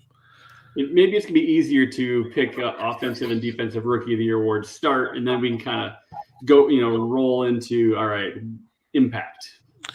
So let's take a look at the entire top 10 then. First, scroll back out just a touch. There we go. Can you see that all right? I can't see number 10. Garrett Wilson, wide receiver, Ohio State. So the only offensive players on this list that even have a chance are Drake London and Garrett Wilson. You can probably see that better now. Yeah. Charles Cross, Evan Neal, Ike Ekwonu will not be in the running for offensive rookie of the year. That's going to be a running back. That's going to be a quarterback. That's going to be a wide receiver. So the offensive and defensive rookie years don't have to be in the top 10. Who do you think the O-Roy and D-Roy is going to be? So even if we start scrolling, I think we got Olave, got Jameson. I think he's going to be out hurt a little bit too much, so he probably won't be able to be. Yeah, he could miss. Treylon Burks, Dotson. Yeah, and I think those are kind of the main. I can't imagine a Linderbaum would be. No. Scroll down to the end of the round for me, will you? End of the round. It's safety edge, guard, defensive tackle. The last half of that first round was all defense. Here's what I would say. Strange. It's going to be Cole Strange. It's not going to be something that nobody else in the world did. No, Chattanooga's not going to get it done. So, I think it's either going to be a player that's going to be able to walk. I think it's going to be a player that's going to be able to walk in and play right away. Yep. So that leads me to think it's going to be somebody in the top 10 or 15. Now, so I'm going to do defense right away. I think it's going to be Aiden Hutchinson. So here's why. You've added talent to that defensive line. Todd Wash, the D-line coach, has come out and said they're going to be an attacking defensive line. Ooh, Christian Watson. Nice. That's a good guess. And they are going to try and exert pressure, right? Yep. If that's the case, and Aiden Hutchinson is that kind of player in the NFL that he was in his junior year at Michigan, then I think that there's a real chance that, I mean, like not every play that Aiden Hutchinson made at Michigan this last year was a sack. Right. But like he just caused a bunch of havoc. Yeah. Almost all of the time. And if he's doing that and he's getting in opposing quarterbacks play, faces and like making them step up or causing them to like shorten their throwing motion or, generally becoming like this like nuisance, like the overall number of like pressures, sacks, and I think that how well the Lions are going to do playing this ridiculously easy schedule that they finally received thanks to the NFL, he has an opportunity to play against a lot of bad teams on an attacking defense. Yeah. And like a lot of young quarterbacks. Right. They're going to make mistakes. Like I don't who's afraid when we play the Seahawks, who's afraid of Drew Lock? I mean, like I'm not even really afraid of Justin Fields. Like, as long as they can double Justin Jefferson, I'm not all that worried about, Minnesota or what have you. So like, I think that he has a good chance. I also think that Kayvon Thibodeau has a good chance if he lives up to his pre-draft hype. But I also think that George Karlaftis could surprise. Like, the Cincinnati or the Kansas City pass rushers are Chris Jones, who's an interior player, and then they had Frank Clark, who they've massively overpaid, who's not producing since he got paid. And it might not be all that long before they're like, okay, Karlaftis, get out there. Like we need the production as opposed to like the snaps on the dude that we paid. So I think that he's also got a chance to be the defensive rookie of the year if he comes out of the gates. Well, but like as far as offensive rookie of the year, like I didn't even notice Kenny Pickett's in there. Can't forget about there's JP. So here's the problem with what Pittsburgh did. They have three quarterbacks who are all the same. Yeah. Mason Rudolph, Mitch Trubisky, and Kenny Pickett might as well be clones of each other. And if you have three of the same guy, you're doing it wrong. Yeah. I mean, why didn't you just give Trubisky this year? I don't understand why you signed him. I think they couldn't have. I mean, if my guess is they probably thought Kenny Pickett was going to go before they got there because they signed him before the draft, right? They signed Trubisky before the draft. Yeah. Yeah. So they probably had no thoughts that Pickett would land on them. They signed him. The real question is, why is Mason Rudolph still there? Yeah. Right. That's the real question. I think it's just depth at this point, right? Yeah. But do you need three? I mean, I think they're going into a camp battle with a three-way battle to see who's going to be the starting quarterback. I think it's going to take them all preseason. Yeah. To figure this shit out. And like, to be honest, I would give Mason Rudolph the front runner chair there because he's been in the system. But also they went out and they signed another dude that played his position and they drafted a dude that plays his position. Yeah. So I don't know. Like, that's a real question mark. But as far as offensive rookie of the year, like, I think the guy that's probably in the best spot to produce big numbers, because I don't think we have a quarterback in the first round that can do it. Yeah. And like there isn't a running back, so it's got to be a wide receiver. And like, to me, it's Drake London in Atlanta, if you can believe it. So like, they don't have what's his name who got suspended for sports gambling. Calvin Ridley. Yeah. Their only other receiving target worth their salt is Kyle Pitts. And even if you use him like a tight end, he's going to line up like a tight end some portion of the time. Yeah. And like, they are going to play basketball on the football field. So as long as they can get anywhere near the red zone, I mean, they have like power forwards who can go just box out and go get the ball. So if you wanted to say, I mean, I wouldn't be surprised if like Drake London ended the year with something like 85 catches and 11 touchdowns and like 800 yards receiving. And I think that's probably good enough. Who's throwing in the ball? Mariota. Do you still think he's going to put up those? I don't know. I don't have the faith in Mariota. Well, I mean, I wouldn't bet my job on him or anything like that, but like, I'm not going to say that third round pick Desmond Ridder is going to do that, and I think that like Mariota is better than Jared Goff. I mean, I would rather bet my money. I would rather bet my job on Marcus Mariota than I would Jared Goff. So, and I think they're the same. They're the same quarterback, really, which is unfortunate when we look at our cap hit for Goff. right.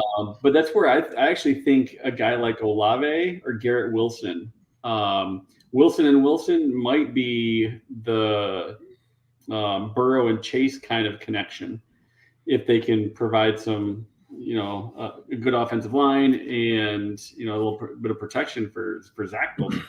So you feel that Marcus Mariota having a year that could get his rookie wide receiver is not necessarily something that you would want to bet on, but you want to bet on Zach Wilson or Jameis Winston to do that? I think they both have just as good, if not a better opportunity, because I think their teams around them are also better. So my only argument against both of those teams as far as opportunity is that if Michael Thomas comes back, he's going to get the lion's share of production and Olave is going to suffer. And even though they're not great, I mean, like Garrett Wilson is going up against, has Corey Davis on his team and Braxton Berrios. I mean, so it's like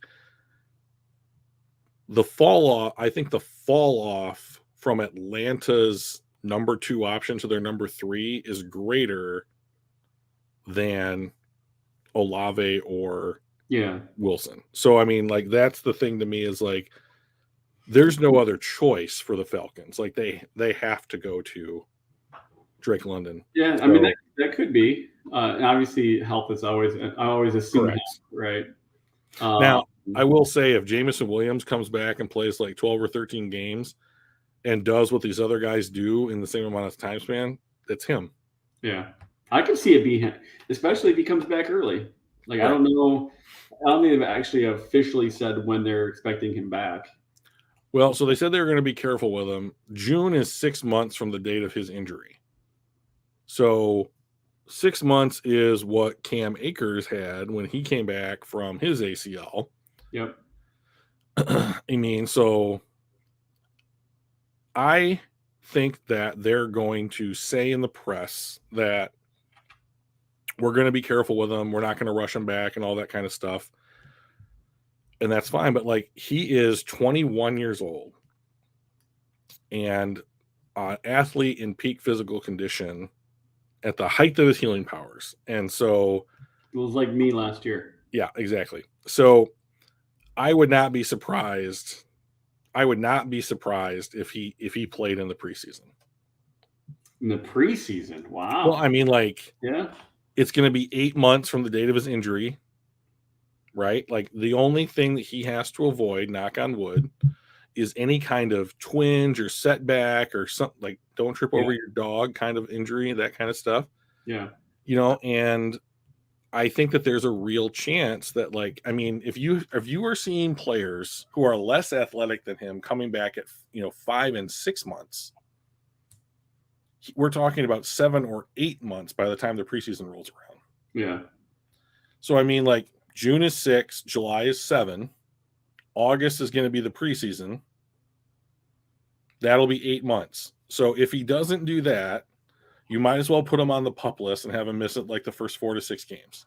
Yeah. And then he's probably closer to 10 months back. Yeah. And, he's probably completely healed and working himself into game shape by that point. But like, I don't think that it's unrealistic to say, like, you could see him out there for a series in like the 3rd preseason game. Yeah. And it was only 3 this year, right? Right. Yeah. He had to make up that game somewhere.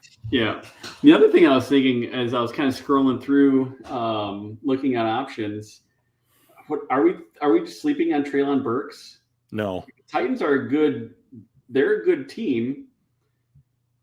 Are they? I mean, they made the playoffs last year. They won the first playoff game, didn't they? I think the best thing that the Titans have going for them is that their division is absolutely horrific. That's not wrong. They have the Jags and the Houston Texans in their division. Yeah.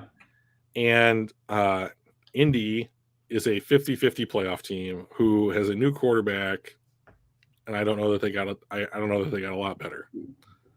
So I think that if you could split with the Colts and you beat both of your other division opponents, there's 5 wins. Yeah. You're probably winning your division off of those wins. But like, we saw Derrick Henry get beat up a little bit. They traded away a top 5 wide receiver in the NFL, and like they signed Robert Woods, but he's coming off of an ACL and he's not 21 years old anymore. Well, they traded away Hollywood and then replaced him with Treylon Burks, right? AJ Brown. AJ Brown, not Hollywood. But yes, so correct. They replaced him with someone cheaper, right? They're doing the thing that you're talking about. Get rid of They're not doing it. Well, they're getting a comp pick. They're not going to get a comp pick because they traded him. Yeah, that's true. But they got rid of one guy. They got someone vastly cheaper. Correct. At a probably fairly high percentage of what that other person actually would do. That's where we disagree. Okay. So my issue with Treylon Burks has become he does not look like he is ready to play football. Like if you listen to like what's going on with like Detroit's OTAs or whatever, it's like Levi Onwuzurike, Aleem McNeil, Jeff Okudah, Deandre Swift. They all look like they're in the best shape of their lives. Yeah. And in OTAs, Treylon Burks is getting oxygen on the sideline and can't continue playing. Oh, I did not see that. I know, right? It's like, and I only saw it because I was on Twitter and PFF retweeted it. But like that was one of the concerns of his when he was coming into the draft was that he did not look like he was in as good a physical shape. Now, I don't need him to have a 12-pack in order for me to believe that he's ready to play wide receiver in the NFL. I do need him to not get oxygen on the sideline in OTAs because he's not playing against anybody yet. It's not nearly the kind of game that you're going to play come the preseason even. Yeah. And so like here's the other thing. AJ Brown is good enough to take on a team's best defensive player and scheme and still produce. Yeah. We don't know that Treylon Burks can do that, but he is the only thing in the receiving game that any defense that they play against next year needs to worry about. We don't know when Robert Woods is coming back. Yeah. Name, other than Derrick Henry, name a wide receiver on the Tennessee Titans. You cannot do it. I cannot do it. That's my point, is that like even if they found productive people that you and I have never heard of to be on the team, like it would be a surprise if those players made up the difference from what Treylon Burks is to AJ Brown. So I think what you're going to see how teams play the Titans this year is they're going to put 9 guys in the box and be like, the run game, throw it out, throw on us. We dare you. Yeah. And so I think they lost a dimension when it comes to what AJ Brown meant to the Tennessee Titans. Yeah. If Treylon Burks is 75% of AJ Brown, they're geniuses. Yeah. But he has to be, as a rookie in the NFL, in the AFC, right off the bat. And so I would just rather bet against something like that happening than I would for it. Is it possible? Yeah, it's possible. Is it likely? I don't think it's very likely. That makes sense. I do think that the Titans are one of the teams that you're going to see like their window is closed. They've fallen off of this year is going to be the fall off of the cliff. They're not going to be at the top of the AFC anymore. And that's going to leave a vacuum for some other team to fill, the Chargers. So it will be for sure. Oh yeah. So like the Chargers had the best offseason of any team in the NFL, bar none. I mean, they just absolutely had. I mean, they were obviously. I think it was really good. I'm not sure if it was a bar none kind of thing. Who had a better offseason than the Los Angeles Chargers? I don't know. I mean, there were teams that had good off seasons. Yeah, I mean, there's a few of them out there. Like I think the Lions had a great offseason. I think they probably are top 5. I think I'm more of a tier guy than specific, like year 1, year 2. I'm like, all right, y'all, you can make arguments of like, all right, it could be any of these 3 or 4 teams or whatever. If they're in a tier, they're in their tier at the top spot. So I mean, they traded for Khalil Mack for very little. They signed the top cornerback on the market to pair with another good corner. They added a right guard, the top guard in the class in the draft. Like, I think they had another draft pick that I was very high on that I'm not remembering right off the top of my head. And like they re-signed their receiving core, and they only got better at where they were weak, and where they were strong, they didn't make any kind of recession. Yeah. If they're only going to be as good as Justin Jefferson makes them. Justin Herbert, thank you. But it's getting old, isn't it, Drew? It is. I don't like it. I'll be 40 in July, so. But if Herbert doesn't take a step back, if he's just what he has been, I think they win the division. I think they're the top team in the AFC. You think they're gonna be the top team in the AFC? That's an interesting one. I mean, the Bills. I mean, this is our hot take segment, right? Yeah, so that is hot. So like, people really are very high on what Buffalo did, right? Yep. And so I think Buffalo's in a easier division than the Chargers are in, because the Chargers are in the hardest division I think I've ever seen in the NFL. Yeah. But like, so it's possible that Buffalo has a better record than them, but I think that the gap between Josh Allen and Justin Herbert is not that far. Yeah. Anymore. And like they have Tre'Davious White coming back from an ACL. And like, I don't know that they fixed their problems, either via free agency and the draft. And I think that of course, right, assuming health, because we have to say that every time. Right. But like, they don't have a Joey Bosa, and like, I am so excited to see what Khalil Mack does, even at this stage in his career, when it's like, hey, this is fun, because I've always had to deal with a dude that you're dealing with, Joey. And Joey Bosa is just he's just gonna wreck people anyways, like without Khalil Mack. And like, these guys, I think this is the best pass rushing tandem in the NFL. I think they're poised for an absolutely great season. The only weak link I really see on the Chargers is their linebacking core, and they signed a solid player in Kyle Van Noy.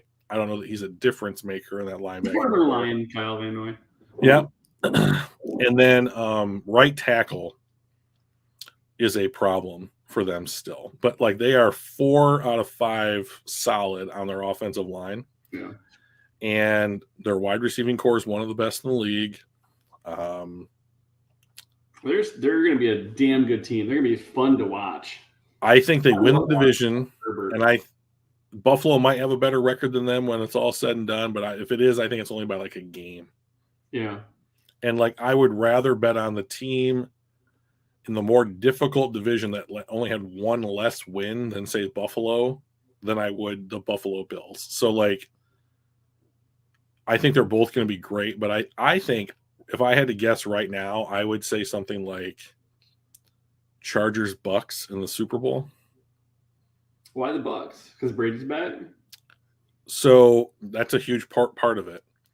So even though, I guess this really kind of is going to depend on what Odell Beckham decides to do, but the NFC is not very good in comparison to the AFC. We have 3 strong teams. Correct. We have Tampa Bay. Yep. We have the Rams, and Yep. you have the Packers. Right. That's it. The Packers got worse. The Packers got worse, and they've got a quarterback that, yes, I'm a Lions fan. He does not play well in big games. I don't like him. He does not. He just does not play well in big games. So I would not put them in the Super Bowl, Right. even though he's making $50 million a year. Right. I think it's going to end up being a Tampa Bay versus Rams conference. I think the Rams are probably going to be. I think Aaron Donald's, and I don't know. I think they're just too strong. But it's going to be one of those two in the NFC. And even though this didn't work out the way I'm going to say this year, I'm still going to bet on Brady over Stafford.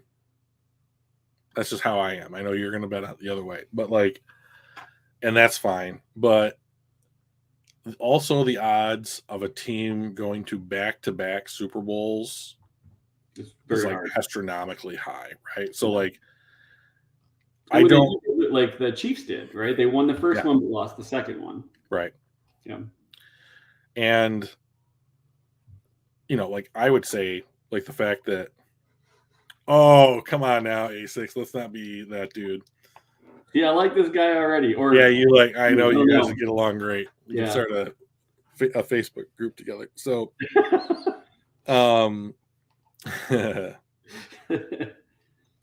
so Brady's got 8 more years on him, right? So Stafford's younger. Brady's approaching the time he can draw Social Security, still playing in the NFL. But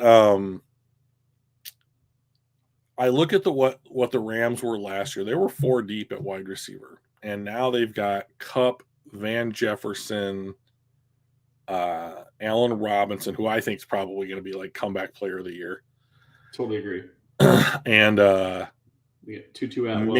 Maybe I wouldn't bet too much on him. That dude has got. Well, I mean, he was healthy for a good portion of last year and couldn't crack the rotation. I mean, everything that I've read this year though, or this offseason is he come back just buff, really worked hard, put some weight on, put some strength on, and he's letting 149 pounds probably. From what I understand, he put on. He's gonna die. He put on a bit of muscle, and he's really working his ass off.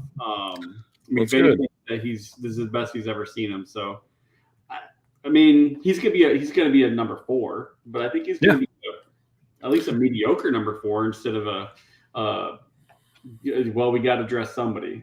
I think he's at least mediocre. If he can do any kind of facsimile to what Deshaun Jackson did for that offense this year, just basically being a field stretcher, and it's hey, he doesn't have to be great if he can fly by you, right? If he can bring that back to the Rams offense and just let Kupp and Robinson and maybe Beckham work underneath, Matthew Stafford's going to carve people up like a Thanksgiving turkey, and so I think that's going to work against all but one team in the NFC. And that one team is the Tampa Bay Buccaneers. So where I think they really got weaker was on the offensive line. They lost Austin Corbett. They lost Andrew Whitworth.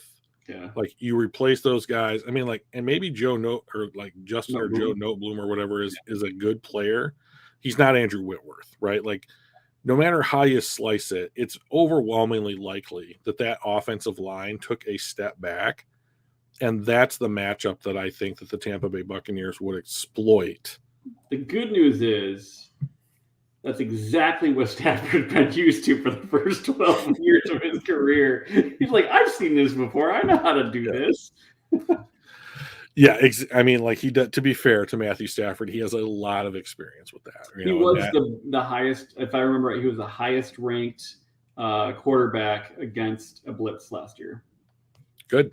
Again, 12 years of experience, you get good at that. Yeah. A6 basically it's right at home for him. So, so I mean, I do think the Rams are right there, and it could be very easily a tip pass here or the way the ball bounces there between them going to the Super Bowl again or not. So I would just. You're not saying a pick 6 here or pick 6 there. Well, that's fine. I mean, like those are super helpful. But I would say if I had to put money on it, I would bet on the Buccaneers as it stands today. And I love what the Chargers did so much that like they're in their window, right? Because they went all in because of what Herbert showed this last year, and they went out and they spent money, drafted smartly, and I think that they got better where they were strong, pass rush, and I think that they also shored up where they were weak, offensive line. And it's like it's not perfect, but I think that it is a significant improvement from what they were doing last year, and it just has to come together. I mean, like that's the long and the short of it. So AFC is hell to watch. Yeah, it's going to be a lot of fun. So like I have that division going Chargers, Chiefs, Broncos, Raiders. But all of them have winning records. Yeah. So, is it going to be like the Big Ten where you're going to have just teams eat up on each other? They're going to split everywhere. And the Big Ten is considering going to a 5-5-3 schedule where you would play the same 5 teams or 3 teams every year. And then you would play effectively a combination of the rest of the league every other year. So like you would play Wisconsin, Iowa every other year, and then you would have Nebraska, Purdue, Northwestern in the off years or what have you. And you do the same thing with the East Conference, and so like it's going to be tough to like, I mean, of course, I would pick Michigan's rivals to be the teams that they played every year. So MSU, OSU, and Minnesota. What's a real bummer because Michigan and Northwestern signed a rivalry contract and created a new statute last year. And that was the inception of it. And I want them to keep Northwestern on the schedule as much as possible because I want that rivalry to build because it's I can't remember which African-American civil rights leader, I believe. They named it after the rivalry game after a African-American who attended both Northwestern and Michigan at different times. And that's pretty cool. And so like the game stands for like social justice and equality, and like they share this player between them. And last year was the first year that we got to do it. And I want to see that continue to grow. So I don't know that I want the 5-5-3 thing to work because it's going to take Northwestern out of the rotation. Yeah, George Jewett. Yep. Yep. So he player in FBS history. Yeah. Who played for both. That's pretty cool. Isn't that cool? I thought it was cool when I heard that. So I thought 1890 and 1892 season. It's been a minute. So yeah, that's awesome. 130 years, right? So they're pretty old. They're pretty old institutions, Northwestern and Michigan. So anyways, back to the NFL. I think that the last thing that I want to talk about before we go today is like I think that the Lions' easy schedule this year is a trap. So it's going to do 2 things. Like there is certainly upside to it. Like number one, could the Lions make the playoffs with a schedule like this? It's more likely than not, and that would be fun for everybody. It's fun watching them win games. It's going to make our draft picks worse. So is Brad Holmes, quote unquote, the product of having a lot of picks that are high picks? Or is he a really good drafter who's going to be able to demonstrate that he's going to be able to break the quote unquote loser's curse, which I'll explain in a second, when you end up back in this spot that Detroit has been in for decades, where it's like you are either really bad or you're mediocre and you can't ever break out of that plateau. So the loser's curse is a mathematical paper written by guys named Thaler and Massey in 2011 that used the NFL draft as a composite for a marketplace, and then they evaluated on a number of different aspects how NFL teams maneuver in that marketplace using draft picks as the capital in it. And it basically states that, like, it's basically the foundation for what positional value is based upon. And they basically find that, like, there is a sweet spot somewhere between like picks like 25 and 40 where the bell curve peaks for like what you are paying a player in money versus like what they are producing for you on the field. And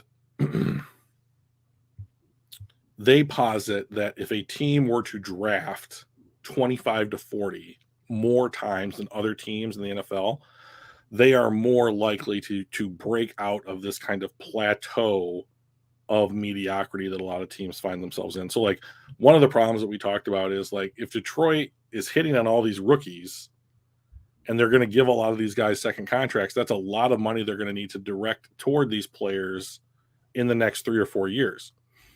You know, if you are drafting in the 25 to 40 range, that's much easier to accomplish because, like, Aiden Hutchinson is going to make like $9.5 million this year. Yeah. But someone that's like George Karlaftis is going to make something like 3.5.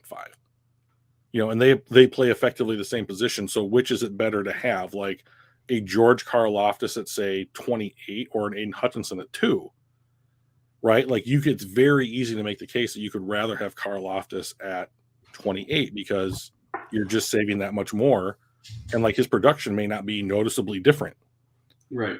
You know, so like the loser's curse is the fact that like bad teams get stuck in the top 10, mess up, and then they can never get out of it and they spin their wheels. Oh, Jesus, that is the Lions. Right. Are you sure it's not the Lions curse?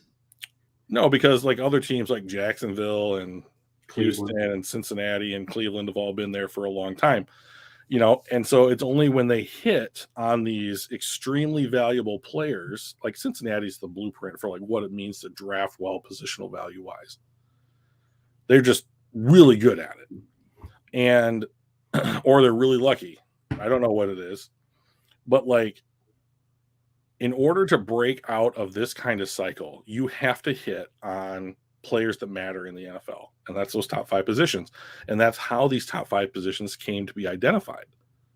You know, and once the CBA gets renegotiated between the players union and the league, all of this shit goes out the window and you have to completely start over from scratch because it's the way that you spend money that determines the worth of some of these things.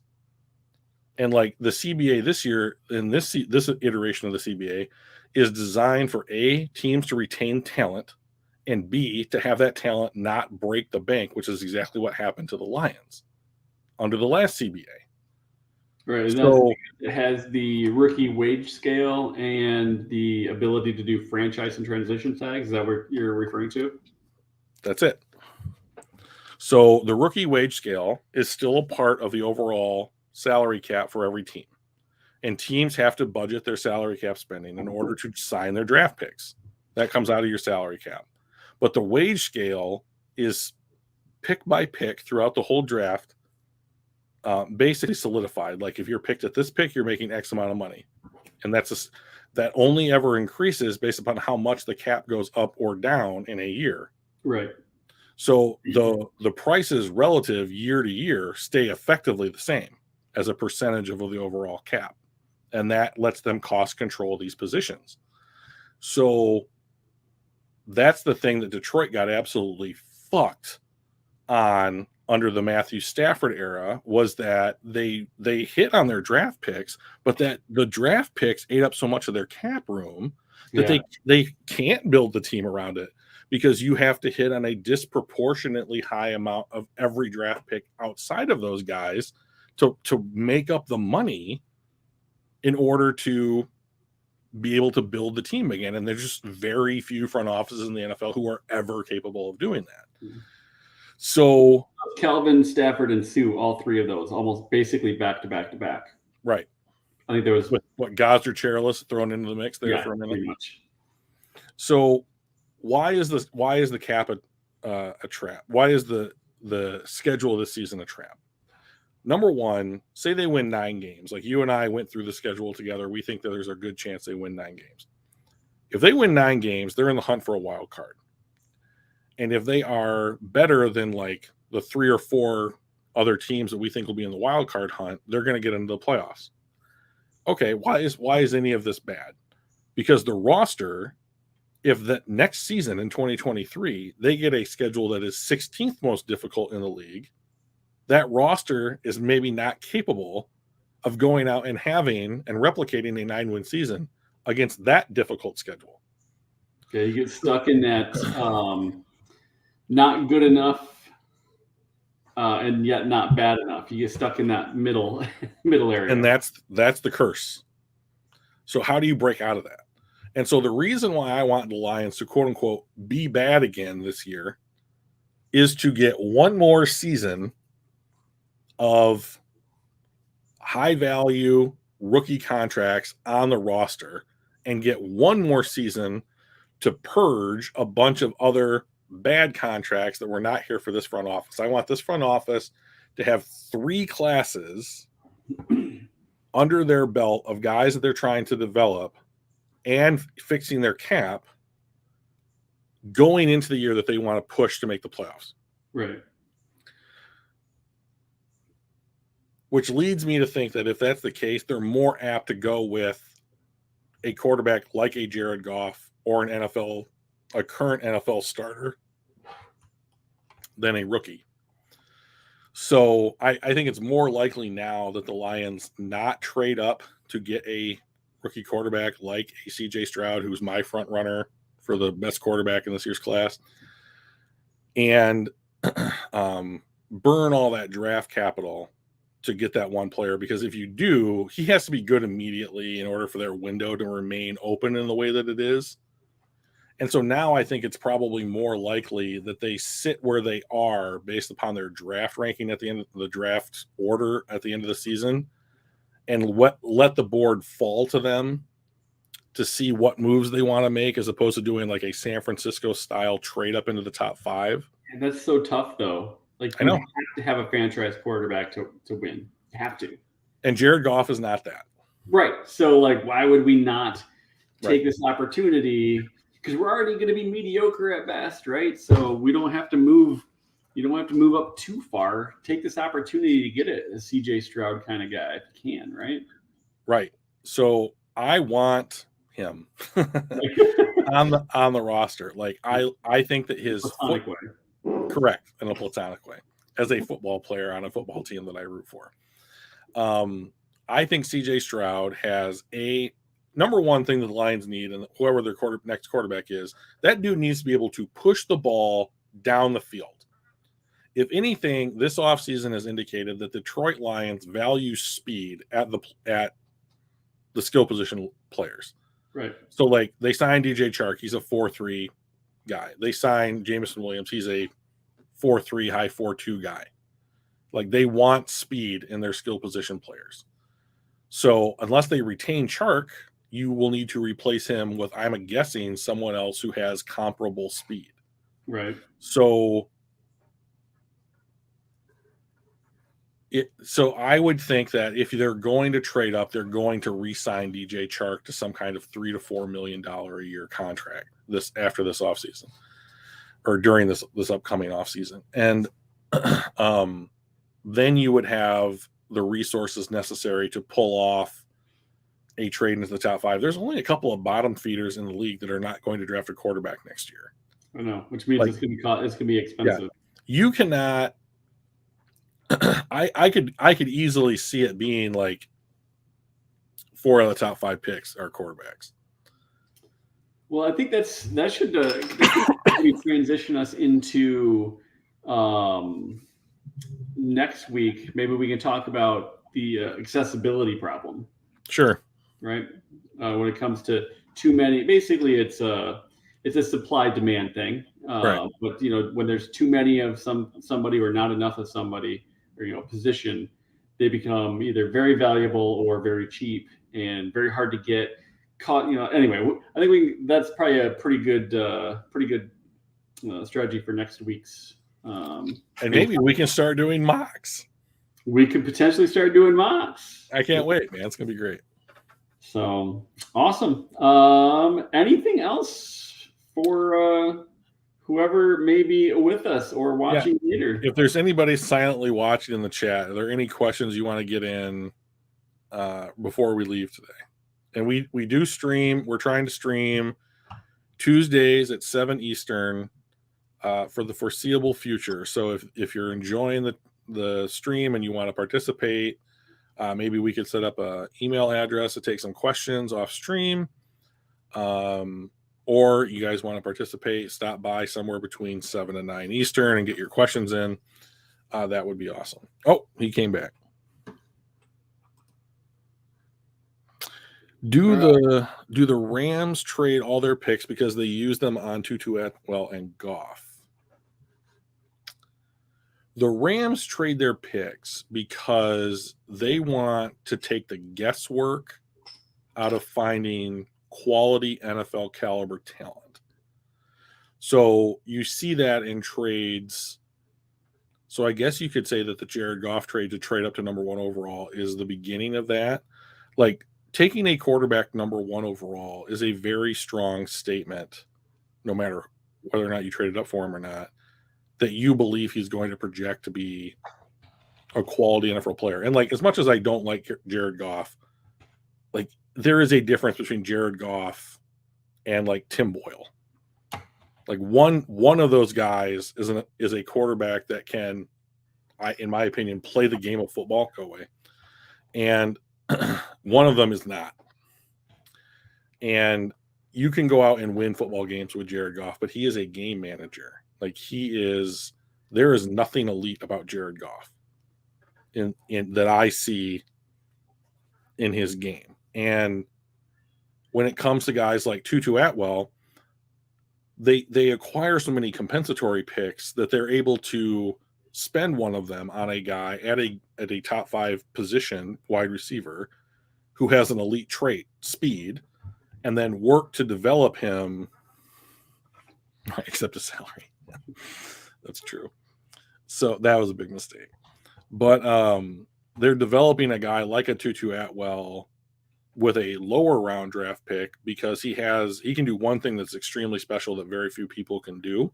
And they're hoping that through coaching and experience and, being in their system, that he will develop into a player that can contribute, not necessarily like a Cooper Kupp type pick. So the Rams trade their picks because the way that they're utilizing their premium picks leads them to acquire better talent than they would otherwise going through the guesswork of the NFL draft. And then they fill the positions around that elite talent with a lot of draft picks in the mid to late rounds, like a Tutu Atwell. But they just spend their picks differently. Also remember, it's not like Goff was a terrible pick. He was a decent pick.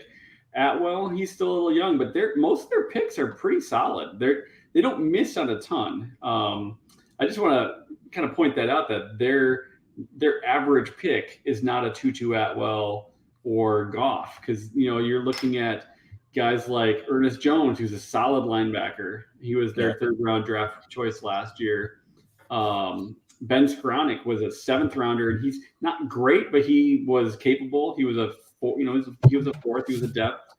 They've had Cam Akers, Jordan Fuller as a state. Like, most of their picks tend to be at least mediocre, right? What they're doing is like there's an idea of like a replacement level player in the NFL, like the absolute average dude at a position, right? Like, you can plug that dude in and he's a living, breathing human that's going to not fuck up all the time. Right. So like, they draft traditionally better than that level of player, which is important. So like Darius Williams, they drafted him. He played out his rookie deal. He got paid by Jacksonville because everybody who wants to, gets paid by Jacksonville. So, but like he was a good complement to Jalen Ramsey, and they didn't spend a premium pick on him.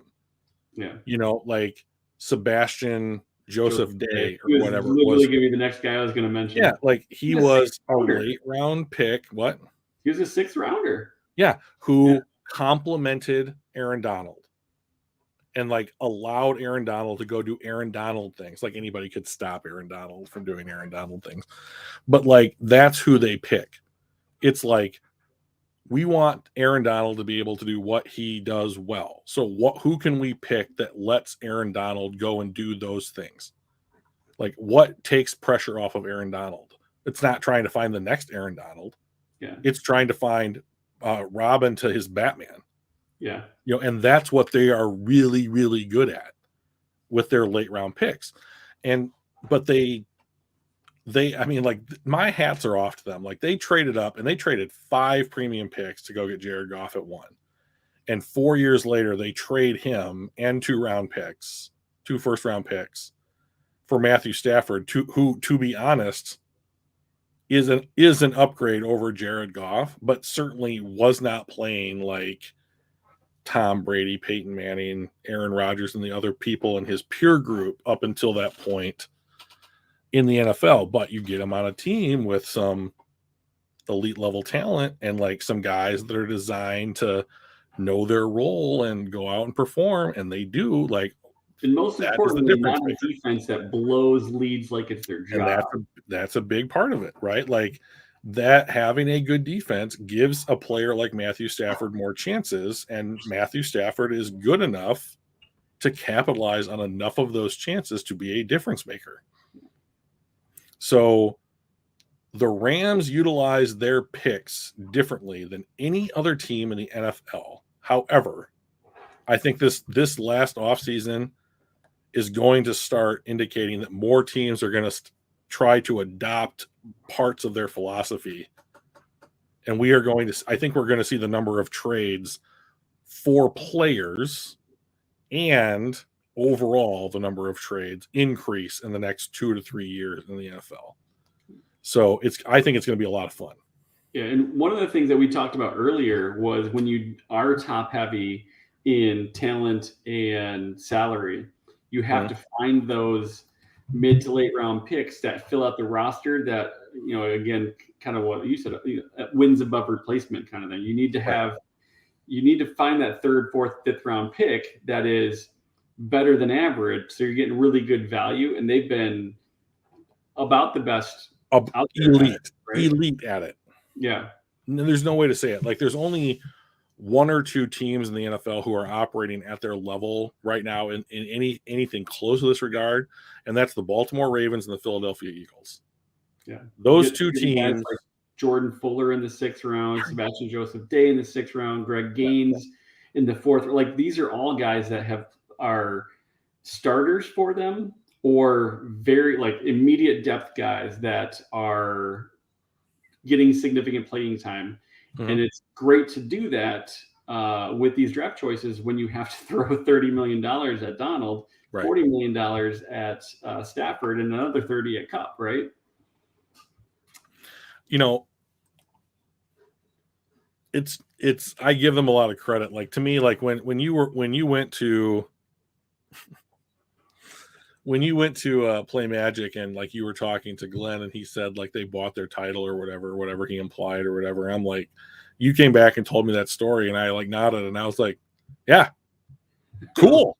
You know, like good job. Like that is what, there's no shame in that. There's no lack of honor in that.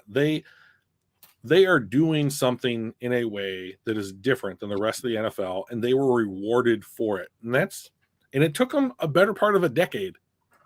It wasn't like they were just like, we're like everybody else up until this season, and then we did this, and now we're a Super Bowl contender. No, they went into this process and believed in it, like a Moneyball type of philosophy, right? Like not in the sense that it works like Moneyball, but in the sense that like this is a philosophy that we're going to try. It's new, we're committed to it, and we're going to see where it takes us. And they believed in it, and they played their cards the right way, and it rewarded them, and they have a good team next year.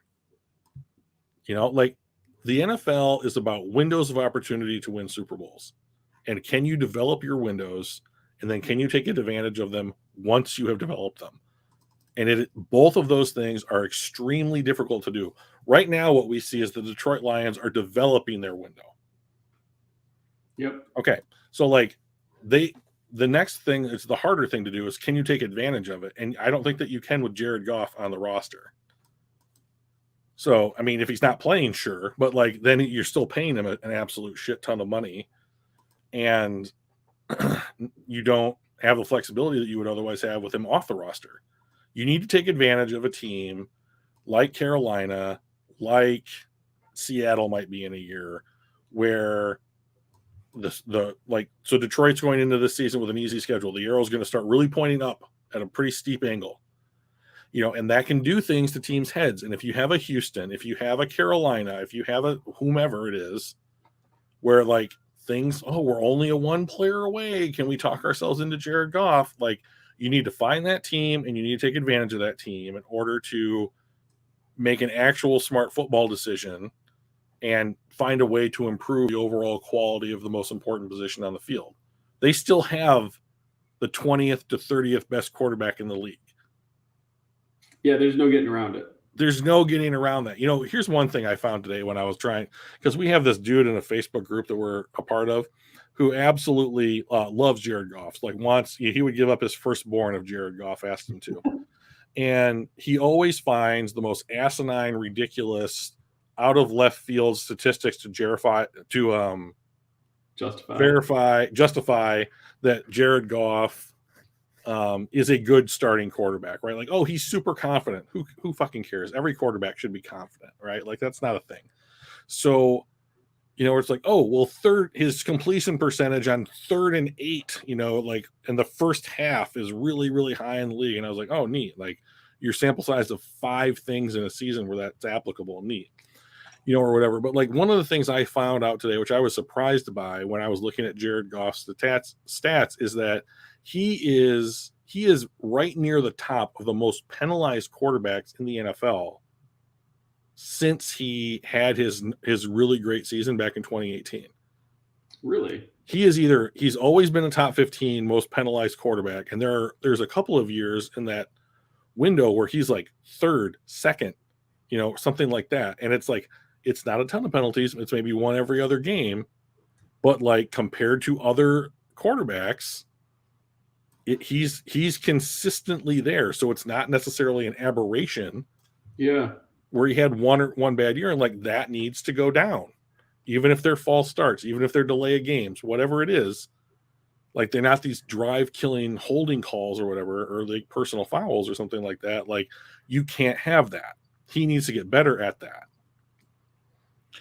So when you combine that with the fact that like his depth of target has decreased since 2018 in every season, that like that he misses games, that you're paying him $31 million a year. Like, these are not things, when you take them all together, that leads me to say Jared Goff is worth the contract. And the overall number one fact about that is that the Rams traded him. Yeah. The Rams did everything that most teams would do. They traded up from the number one overall to the number one overall pick to take the consensus number one quarterback on the board, in a given year. They went to the Super Bowl with that quarterback on a rookie deal. And everything says that you should have paid that guy a second contract and made it work. And they paid him a second contract. And then they were like, this isn't going to work. Cut bait. We're cutting bait, and we're going to try and improve this. And when they did that, they won a Super Bowl. And it's the fear of change at the quarterback position that is the number one reason behind some of these stupid contracts, Aaron Rodgers, and why teams consistently push and convince themselves that they are better than what they actually are. And they don't risk it, because if you're telling me I'm the GM of the team and you're like, you need like, okay, the best thing for us is to change the quarterback, I'm going to be like, it's my job if I'm wrong. I don't really want to put myself in a position to make that call. Right. But like the Packers should have moved on and kept Devontae Adams. Adams didn't want to stay there. He wanted to be closer to family. You're telling me that he played his whole career in Green Bay wanting those same things, and then when his contract came up and they gave the bag to Aaron Rodgers and there wasn't enough money for Devontae Adams anymore, they offered him more money than what Las Vegas gave him. There is something there. There is some division there, because like if you listen to what Devontae Adams was put out in the press, his entire career up until that point, it was Aaron Rodgers is my quarterback. I just want to be a Packer for life. All the shit that you say to get your money or whatever, right? And so you're telling me that like all of that went out the window because he quote unquote wanted to be closer to family. I don't buy it. There's some variable there that we are not aware of. So the two things that I read were, number one, he wanted to be closer to families because his family can't travel and he wants his family to be able to see him play. And number two, back to Aaron Rodgers a little bit, he didn't want to sign a long-term deal knowing Rodgers is going to be gone in a year or two. He's like, I don't want to sign a 4-year big deal knowing I'm only going to get 2 years and I'm going to get Jordan Love. So I'd rather go to Vegas, be closer to family, and have a better quarterback for longer term. Not better than Rodgers, but better than Love. Sure. So I think it was kind of that combination of be close to family, and who knows when Rodgers is going to, So he has been in the league. He has been in the league for 8 years. Like if he really wanted to, he could have left Green Bay. He could have, but now he's at the tail end of his career, right? And he's like, my family hasn't been able to see me play much, and if I sign here, I'm probably retiring here, and they're not going to be able to see me. So now's the time to leave and be closer. That's just what I've read. I don't know if it's that or if there's other things behind the scenes, but that was, yeah. Maybe that's, I mean, there's certainly the possibility that's true. I tend to think about these things and I'm like, if he'd gotten exactly what he wanted, I bet that he probably would still be there. Yeah, it could be. He might have also had a falling out with the GM. Like, to be fair, or Aaron Rodgers, the dude is insane. And like Aaron Rodgers alienate, like his superpower is to alienate other people. Yeah. His family work out. His family can't stand him. He's been engaged twice. Those have both fallen apart. Like he's clearly decided that like he's never going to give like a hometown discount to the Packers in order to like maximize. He's going to get his, and like it doesn't matter what that means to anybody else. Like I want more than Patrick Mahomes got because I'm better than Patrick Mahomes. No, you're not. Patrick Mahomes is on a fucking back MVP, Drew. Come on. Well, I mean, like he also lost to the Niners at home. I mean, in the playoffs. So I mean, I was shocked when I heard what that the Packers re-signed him and for what they re-signed him. Like considering, I honestly wasn't, because I knew he was going to try to just get as much money as possible, as much of an FU as anything. His ego wants him to be the highest paid. He also doesn't like the GM and all that stuff there. So he's going to basically screw the GM over by taking this big payday to screw over everything else after he leaves in 2 years. I wasn't surprised at all. To be honest, I hope that this really breaks the Packers. Oh, I do too. So, I mean, like, Jordan as far as like decent guy, but you know what? They had Favre, they had a Hall of Fame quarterback. They went from one Hall of Fame to another. Yeah. It just needs to be time for them to have a terrible quarterback. So, Love, if that's you, I hope, I hope you suck. But hopefully you go somewhere else when it's not you. I feel bad for him because there's nothing. He has no agency or power over his situation whatsoever. So. All right. Well, that is a wrap. We'll be back next Tuesday, 7 p.m. Eastern, As everybody else says, like, comment, and subscribe. But I did put our email address up there. So if anybody wants to shoot us an email between streams, we'll get to them on air. All right. And shout out to ASICs who subscribed. Awesome. Yeah, we appreciate it, man. Good. Thanks for the questions. Yep. All right. Peace out, man. Have a good one. Bye. All right. Bye.